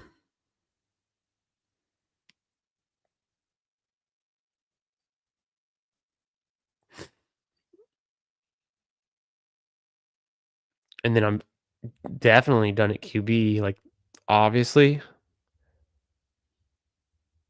the question is then just hammering running backs. I could do like a 3, 6, 7, 2. 3, 6, 7, 2 is probably what I'm building towards. Right now, my running backs and wide receiver groups all have unique buys, so I don't have to worry about like a buy issue.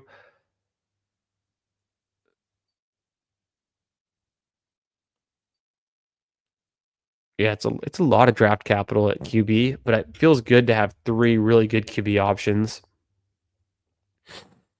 And all of them already stacked up. Already figured out all the bringbacks, except for what I'm going to do with the Raven situation, like I said. So I might just not end up getting any Ravens at this rate.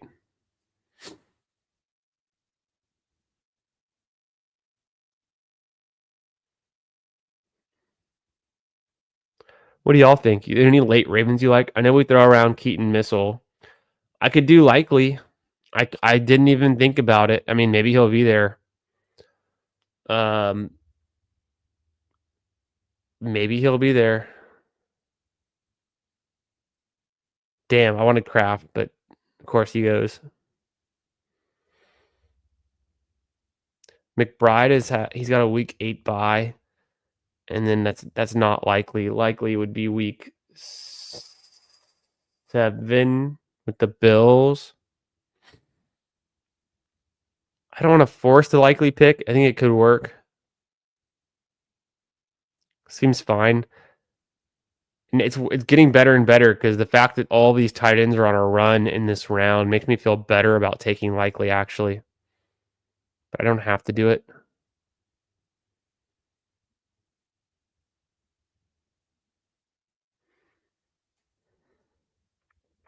Not a good spot for taking wide receivers, tell you that much.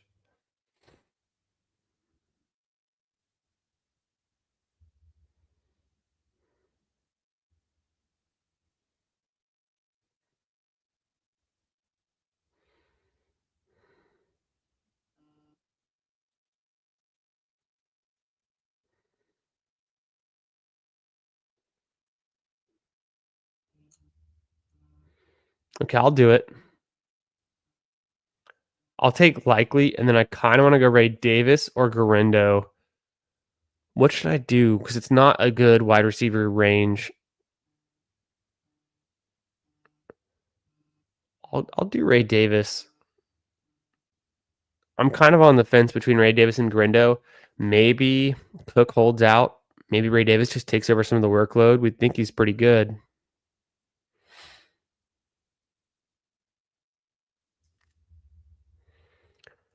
I've got a 3-4-4-2 build. Kyler Murray, Jared Goff, Jordan Love, all of them stacked already.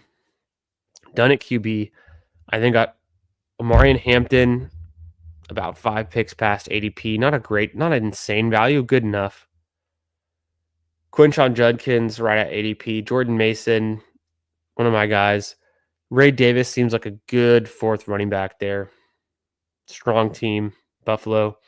Got Jamar Chase, Terry McLaurin, Jamison Williams, Matthew Golden, Trey McBride, and Isaiah Likely. I could easily be done at tight end, and I think I will be because Kraft is gone. So now I'm done at tight end.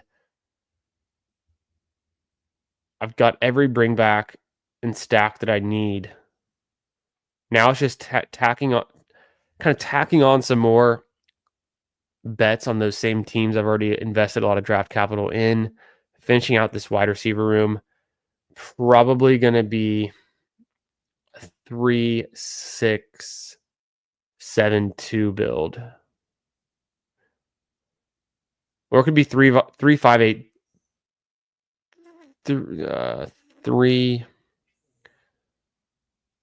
3-6-7-2 or 3-5-8-2. Makes sense. Yeah. Okay. I mean, I just need a bunch more wide receivers. But this is not the range to take them in. So I haven't been forcing it because there hasn't been a good wide receiver pick since Shaheed. Maybe Bateman's fine, of course. 122. Mims is all right. Past his ADP. Besh is okay there. Not a single wide receiver went in round 12. The ones going in round 13 are overpriced. The ones going in round 14, I think, is a better price, more interesting.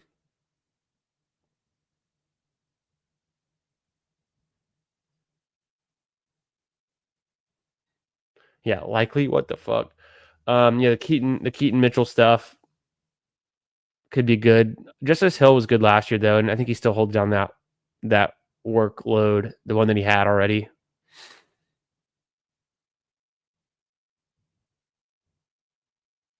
Interesting, yeah, for the missile, Keaton missile.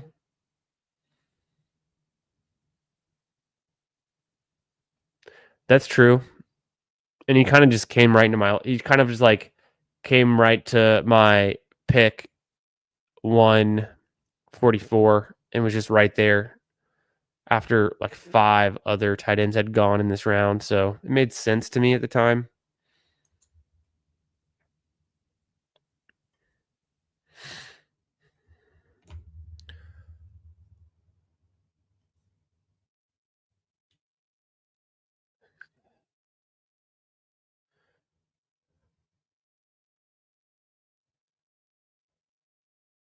Ooh.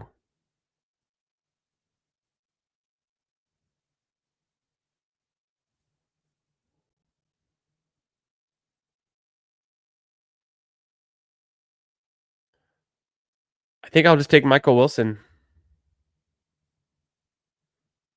Kind of a weird wide receiver 5. I'll grab another one right off the bat. So that puts me at. I don't want someone in week 8 necessarily if I don't have to.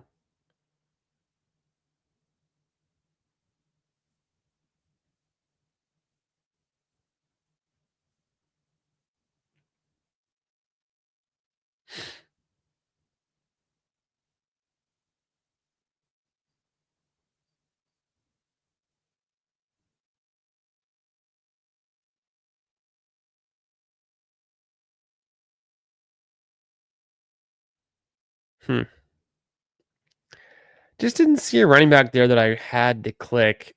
Dowdle, it's a cloudy situation there. Is it a split backfield, or is he just going to go back to being a backup after one season with 1,000 yards? I don't think I have any other Carolina pieces on this one or any Seahawks pieces. So I don't have to bet a ton on that game, but it could be nice. I don't know. Maybe Dowdle would be a good piece here. Felt like going with Alec Pierce was better, and I need more. I now have 6 wide receivers. That feels a little better.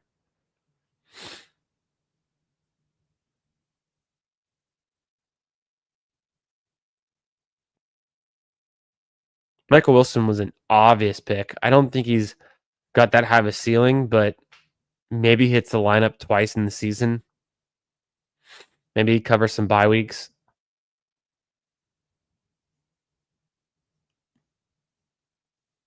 If Kyler really goes off with his passing volume, but I'm kind of expecting more of a rushing season from Kyler. I don't know how much better his passing can get, but the more I've learned about it, I think it's his rushing floor that can increase. He could have nearly twice as many rushing attempts per game to be in the range of a guy like Jaden Daniels or Lamar Jackson. So that's interesting. So I don't know. It just seems cheap. Michael Wilson, cheap pick. Alec Pierce, good for best ball. Has been lately. Got some Ray Davis picks. Got a couple empty 30s eliminators queued up if you sickos want to hop in after. Ooh, very nice. Interesting. The 30-second elims. Yeah, tempting. I know some guys in here might be interested. I think this comment is from only 5 minutes ago, so I'm not too far behind. Hope you're having a great Saturday night, 9th kind. Thanks for coming in, giving a shout out to the chat. There's some sickos in here who might be down. Nick Bach and I were drafting some elims on his channel last night. He went live for like 5 hours, drafted a shit ton of elims. I jumped in for 2 of them. And then he said he was drafting elims earlier with Pat during the Fantasy Dog Pound stream. So I'm sure there's some guys in here. This is my last puppy for the night, and then I'm going to call it. So I won't be doing another elim, but I definitely appreciate the shout out, and you're in the right place, my friend. This is the 4th draft of tonight. I did 3 BBMs and this puppy, and then I'm gonna call it a night once this one wraps up. I feel like most likely, but you're in the right place. Definitely some guys who want to be drafting some elims, hanging out. I think Dobbins just a good pick. I hope he lands somewhere good. Might go Marshawn Lloyd. I'm kind of sick of taking Marshawn Lloyd, but it could be a team for him with the love. Otherwise, wide receiver, I can go Wicks.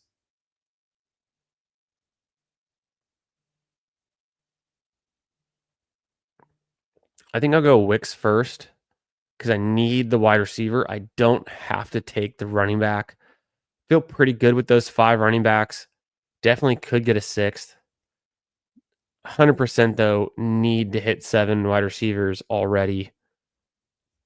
And now I get my love double stack, which feels pretty good.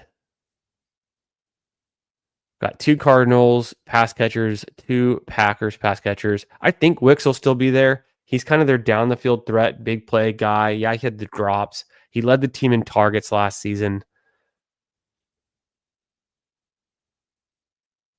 I think if they move someone, it's Dobbs.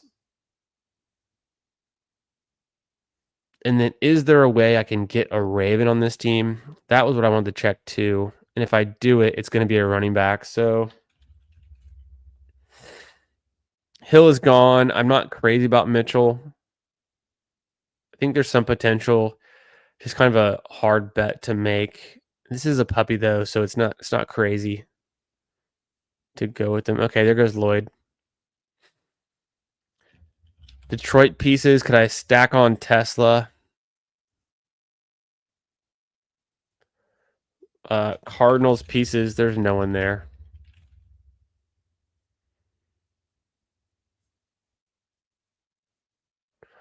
What about Bengals pieces? I've already got Chase, so that's probably good enough. Taj Brooks is interesting, of course. Tesla goes. I would take Taj Brooks ahead of Mitchell.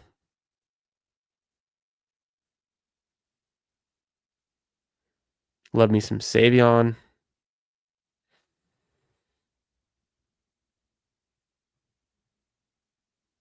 You love to see it. I don't think I'm taking Mitchell, though, this one. We'll see what happens. Y'all are funny. A deranged wide receiver build. Not in on Keaton this season. Yeah. I don't know that I am. I've got him one time in a puppy, so it's not the craziest thing.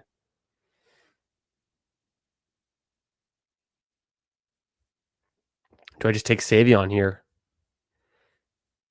Triple stack the pack. I think because I took Wicks, I'm not going to take Savion, but I want to get more Savion on some different teams. He's just a fun pick. The range wide receiver room, yeah. Anytime you have Jamar Chase, though, you're holding down wide receiver pretty well. I got 4 wide receivers through my first 7 picks or 8 picks. I think it was 7 picks. Top 75 picks, right? So those 4, they hit, were solid. Stack, best ball guy.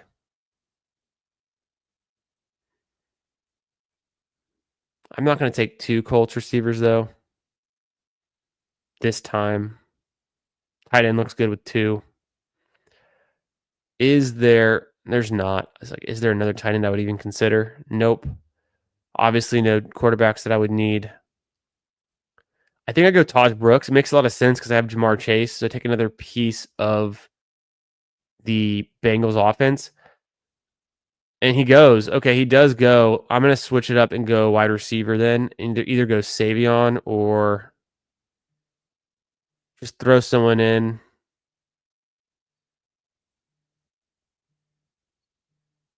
I'm going to go Savion. I said I probably wouldn't do it, but I really wanted Taj Brooks on this one. Or Tesla. Felton I might have clicked because of the Detroit, Minnesota situation. I already got Jordan Mason. I felt good enough about the running backs. We'll see where Dobbins lands, but even without Dobbins, these 4 kind of in a hyper fragile feels pretty fun. So just imagine Dobbins is worst case scenario, he's on the Chargers. And he's not really playing, but maybe. Got Hampton too, so maybe I've got the Chargers backfield. I don't know how that works with Najee. I think he goes somewhere. I think he's going to be a Cowboy or a Bear or Commander.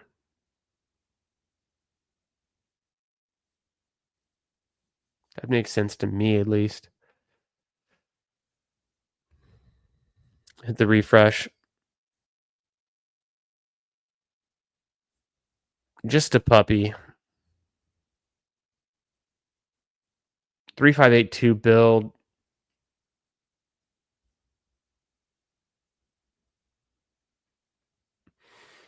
Don't stop drafting Amari Cooper.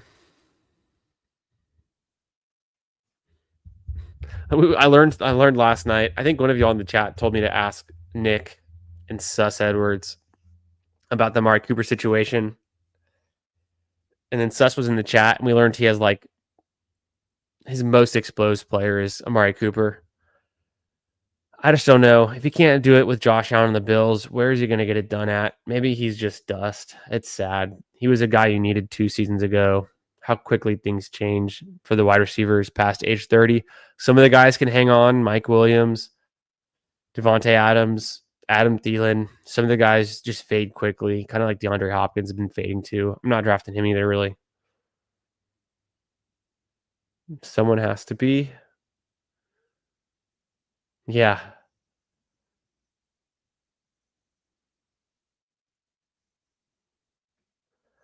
Cooper can't get much lower in ADP. Why not take a couple shots? I think it's just because I honestly think Amari Cooper, sorry for the brightness. Let's do a quick look.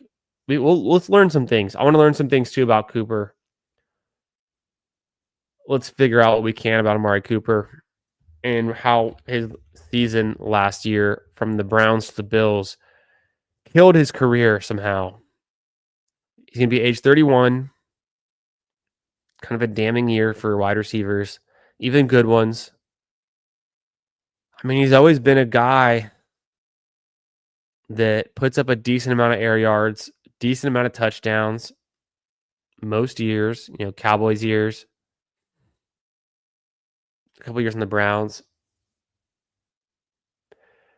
His last good year was pretty recently. It was 2023. Is a guy you had to have. I had a lot of Amari Cooper in 2023. He was on my team that finished 7th overall in the Poodle. He was my wide receiver 3 or 4 with CeeDee Lamb and Amon-Ra.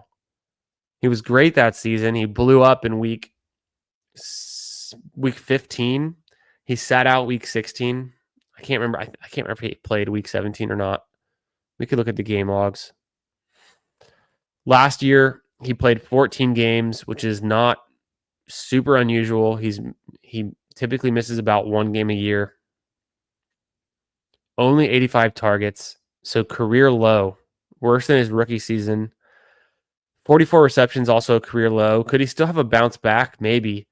But he's going to be on a new team, learning a new offense, 1 year older. The injuries piling up. Pretty like super low for him. Yardage total. The yards per reception, I guess, is still in line with some of his historic years.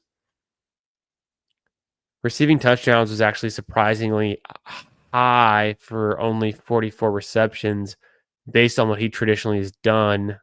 Or it's more in range, I guess. But just the really career low fantasy points. Let's look at the game logs. And then here's another thing. Here's his explosive plays. So this is a metric. The top one is, if you haven't seen this yet, we love to look at these advanced metrics for all different types of skill position players and even quarterbacks too. But this one it's ranked among the wide receivers. He was wide receiver 48 last season in per play efficiency, generating volume of explosive plays. So essentially what that means is for a receiver, it's a 20-yard reception plus. He only had 8 of them in 15 games. That's like, 14 games? That's less than 1 per game. That's a pretty low. The baseline is 100, so 100 would be league average. Or I think it's average for like a startable fantasy player, kind of like the league, like a starter. I have to look at the exact definition on that, but just 100 is average for fantasy output, and he was 93, so 48th among wide receivers. So that's just pretty low. And then we only have this stat for 2024, so maybe it was a lot better in 2023. I bet you it was good in 2023. We can look at the game logs too. First, let's look at some advanced stats on him. Pretty low on the opportunity. I mean, he only played 14 games. He changed teams. His target distance is still decent. His deep targets is still good, but he's playing with Josh Allen, so you'd hope he can get it done. Red zone targets was super low.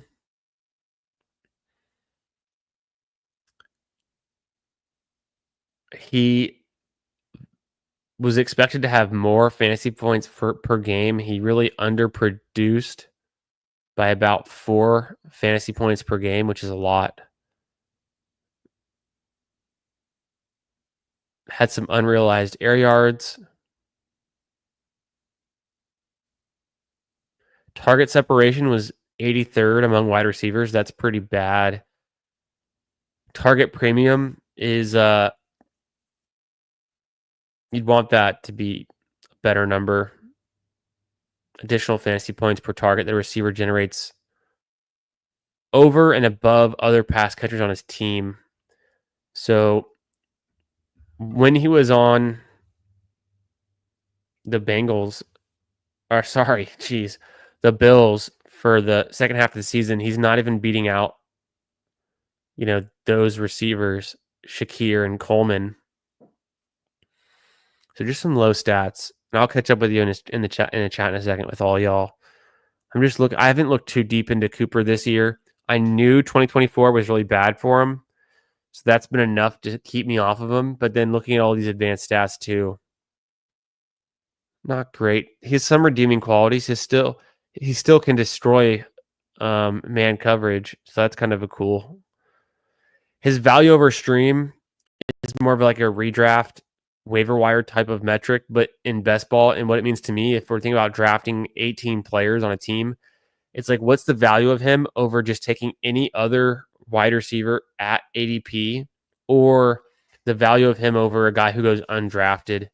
So it's negative. So essentially, he's just like, you can think of it in those terms. He's just kind of not worth a draft pick. Last season, he had one good game against the Giants that came in week 3. So that was early in the season before things started to go downhill. Wide receiver 5 in PPR scoring, 2 touchdowns, 86 yards. I mean, that looks pretty good on 12 targets. Could be better. He had another good week here with touchdown and 66 yards. Let me let the dog out again. Be right back.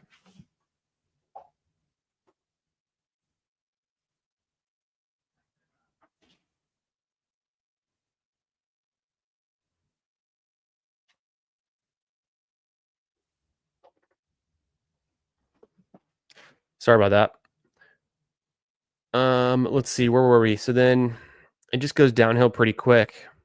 After he has his wide receiver 14 in scoring in week 7, it's PPR scoring, but it's fine. Has a top 24 week here on the Bills. Other than that, it goes downhill pretty quick, and we really can't count. I mean, that's only 7 fantasy points, but it's number 10 among players who are remaining, and there's 4 teams. So it's not anything special. 0 points against the Ravens. 1 target. His snap rate too. That's another thing. Or that's his route rate. Snap share and route rate. He had some bad weeks where he's only playing less than 50% of the snaps. 60%, 40%. When the Bills needed him most going into the playoffs, he's playing less than 50% of the snaps, less than 50% of the routes. That just kind of shows that they didn't need him. They didn't want him. And then let's look at his injuries too. I'm going to go to the injuries. Let's see what his injuries were piling up. Just the wrist in week 8. Missed 2 games on 5 injury reports. Maybe the wrist injury was really holding him back. Maybe he comes back healthy and he's worth something. He's got to land with the team, though. I'm not going to be drafting him until he lands with the team, and then I'll still kind of be cautious about it. I think it could just be, and I like Amari Cooper. I don't know. It could have been in the wrist. Maybe we can blame the wrist injury. That could make sense. But it seems like it's going downhill fast. What do y'all think?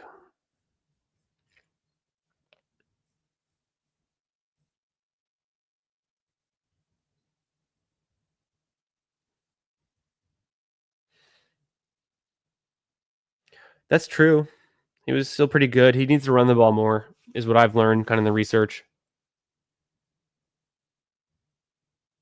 Oh, appreciate you, my man. Yeah. Appreciate you coming in here, asking good questions, getting involved. That was like 15 minutes ago, so apologize it's late, but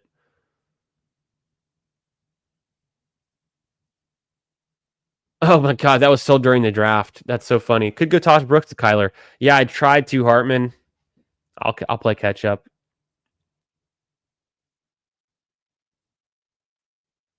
Yeah.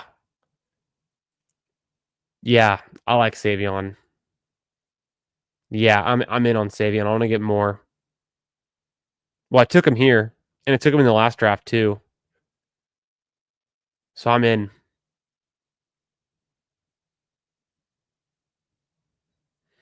Okay, it was Hartman. Yeah, that's what it was. Crossface, how you doing, my man? Hope you're having a great Saturday night. Hope you guys are all having a great Saturday night. Hope you've had a good weekend. We still got Sunday tomorrow. We got the PGA Championship wrapping up. Take a little golf nap. Throw it on the TV. Kick your feet up. If you're into that, I'll be doing that at some point. I'm gonna get a good workout in the morning so I can be tired by about maybe just before the final group tees off. Wake up, they'll be on the 7th hole. It'll be a magical little mid-afternoon nap. Maybe I can pull that off. We'll see. I'll probably be too busy. Probably won't happen. And by busy, I just mean like active with the fam and the kids running around and stuff. Up, down, down. Yeah, I think we're talking about Amari Cooper. Doesn't look good. Looking like wasted picks. Note to self, no Amari next time. I mean, we'll see. I just want to kind of see where he lands. Maybe in a puppy, I'm not afraid to take an Amari Cooper share. In a best ball mania right now, I wouldn't be risking it. Yeah, which is not hard to do, right? Xavier Worthy, a little bit, I think, overvalued, oversteamed up. Freak what you feel. That one went over my head, but I bet it was relevant in the moment 6 minutes ago. Oh, okay. Yeah.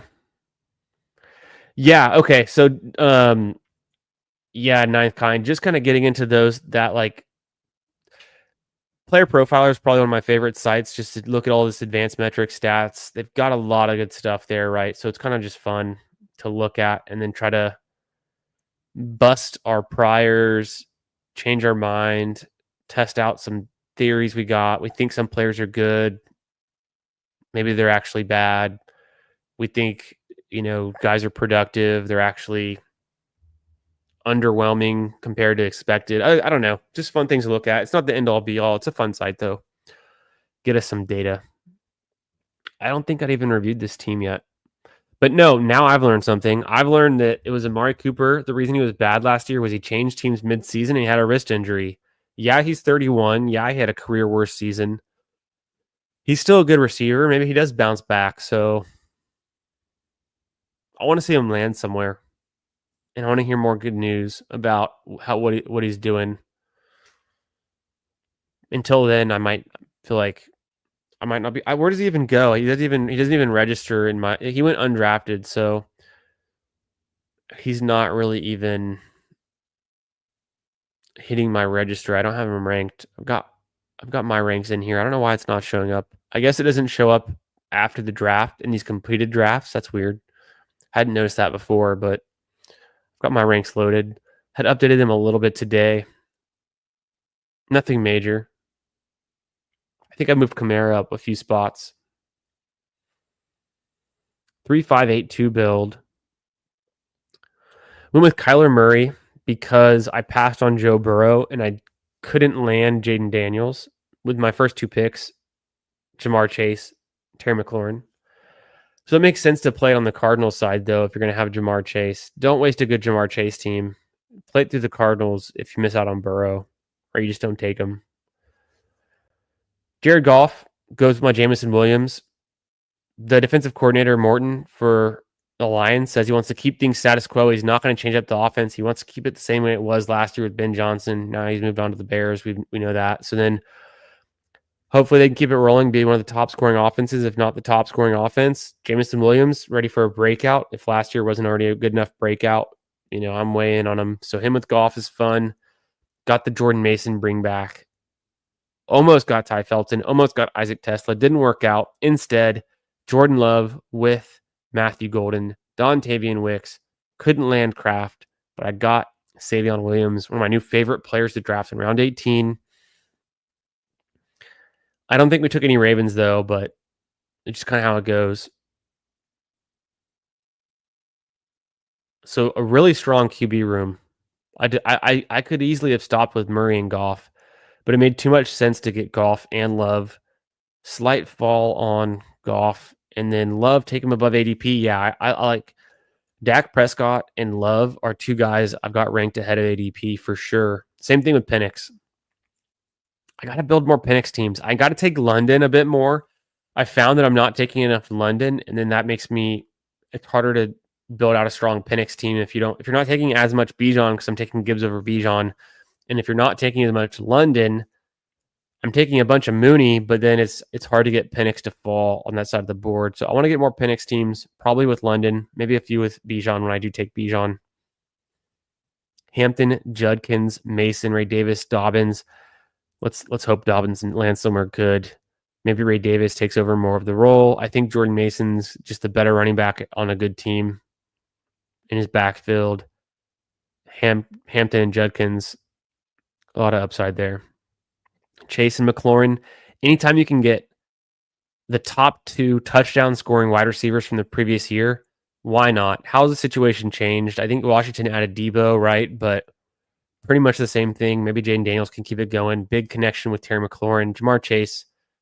It's going to be good. It's going to be good for a while. Yeah. Yeah, PPR's got a lot of London. Might need to get him on the stream, get him to influence me a little bit, take some more London. Yeah, I don't think it's a super reach to get London at the end of the first. That's fine. Just mix it up. Get your guys. Not a crazy reach. Jameson the Golden. I think because I only had 4 receivers for a long time, I went 8, and then I was able to get Michael Wilson, which felt good. Pierce, just a best ball guy, could hit big spike weeks, makes sense. Wicks and then Savion, it's kind of fun. But then, yeah, I guess I'll still have 5 wide receivers in week 5 when I've got 3 of them on bye, and then the running backs, no one should be on bye. So I have plenty of flex positions available. I'm not worried about taking 3 of the Packers receivers, although it's a little bit overboard. I will say, when Ian Hartitz shared some of that data on QBs about the percentage of their fantasy points that come from their passing yards and touchdowns versus their rushing yards and rushing touchdowns, one of the most lopsided profiles was Jordan Love, as you can expect. 91 or 92% from his passing game, only like 8% from his run game. I want to say Jared Goff was close, but still not that lopsided. I think I have to pull it up, but I think Jared Goff was like around 85 plus from his passing, maybe more. But it was Love was one of the highest, and then Murray, I want to say his could stand to be higher on the rushing side even, but I think it was like 35% of his points from the rushing, if not more. Hard to remember. I just remember the Love one stood out a lot, and then generally kind of the ranges that other guys were in. If you're not following me on Twitter, check it out at FFB Garage, linked below, all that stuff. I try to put out good content on there too. A lot of it's just letting you know when I'm going to go live next, and I stream pretty much every night at 8:30, so it's not that much of a surprise anymore. But you can also catch me promoting some other cool guys in the space, their stuff, their streams when I'm linking up with them. I'll do a schedule announcement tomorrow on Twitter. I was going to do it today, and I got some things I got to do too. And also I want to share with y'all what BINDLES shared earlier before I sign off. And I'll let you on to the schedule before I sign off too, verbally, and then I'll post it out on Twitter tomorrow. Also on Twitter, I love trolling NFL fans because we're like best ball sickos. We're following the news so closely. So when I saw, for instance, like Derek Carr retired, I asked Grok to put Aaron Rodgers number 12 in a Saints uniform, and then I pasted that on the 4 biggest accounts that broke the news about Derek Carr retiring, and then I got a bunch of Saints fans giving me engagement about being pissed off that they didn't want Aaron Rodgers, and then a bunch of Panthers and like Bucks and Falcons fans really into the idea of Rodgers being in their division and like tanking that team, I guess. So people have pretty much soured on Aaron Rodgers, which is sad to see. One time great, 2-time back-to-back MVP. I think he's still good. Still think he's a Hall of Famer. Got a Super Bowl. So I used to love Aaron Rodgers, but he's been frustrating people lately. That's just how it goes with the QB sometimes. They just can't give up. They just can't retire. These Hall of Fame type guys. And then I try to put a lot of like good best ball content out, retweet anything I see like it's sharp, good data, put out some of my random thoughts. Today I put out a random tweet about Breece Hall. I moved Breece Hall up in my ranks to pick 30 overall in best ball. I think I'm going to have a lot of Breece Hall this year. And then just some other fun stuff, engagement with the best ball bros and all y'all too, answering questions, talking ball, talking fantasy, dynasty, whatever. Trey McBride and Likely's a fun tight end room for this one. So I lied. I did get the Raven. I forgot that I had Likely. Let me see. I'll tell you all the schedule, and let me share this picture that Bindles is cooking up, and it's just like a piece of it. I know we're gonna work it in even more. We still drafting. Let's go. How can I show this message? Oh shit.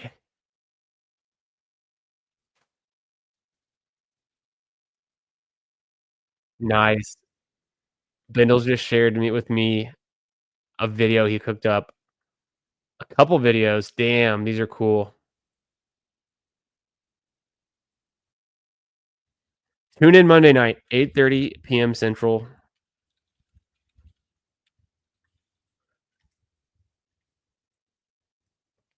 8:30 p.m. Central. Ballsy. Oh wait, I need to do this. This and then this and then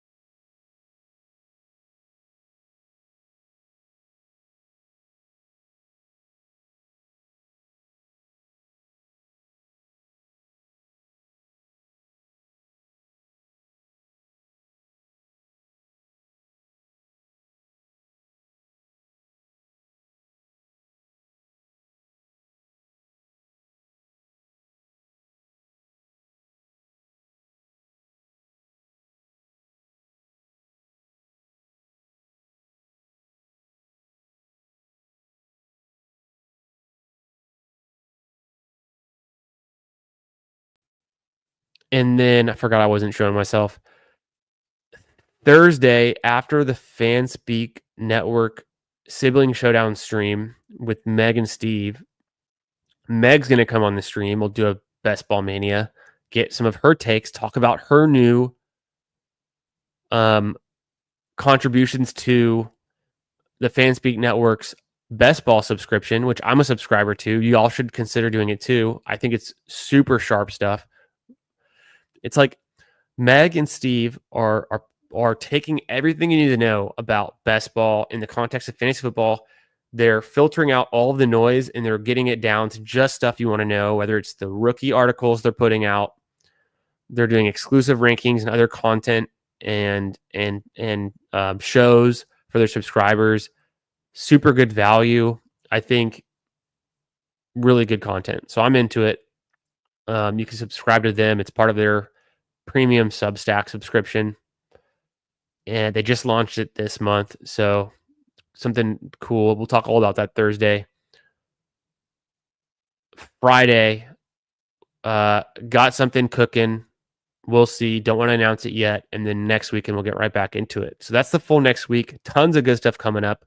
I'll put a graphic or something together at some point tomorrow.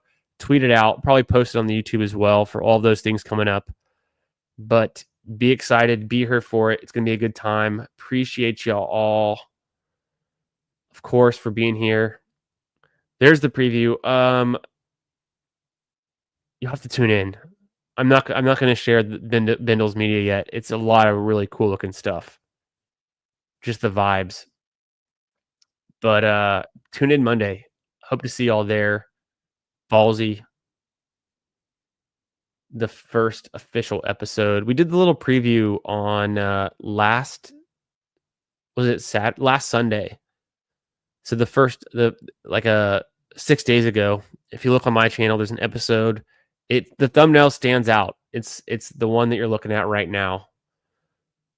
And that's coming up. I'm super stoked for it. It's gonna be fun. Appreciate y'all for being here. I'm gonna kick it to the outro and I'll catch y'all tomorrow. Peace.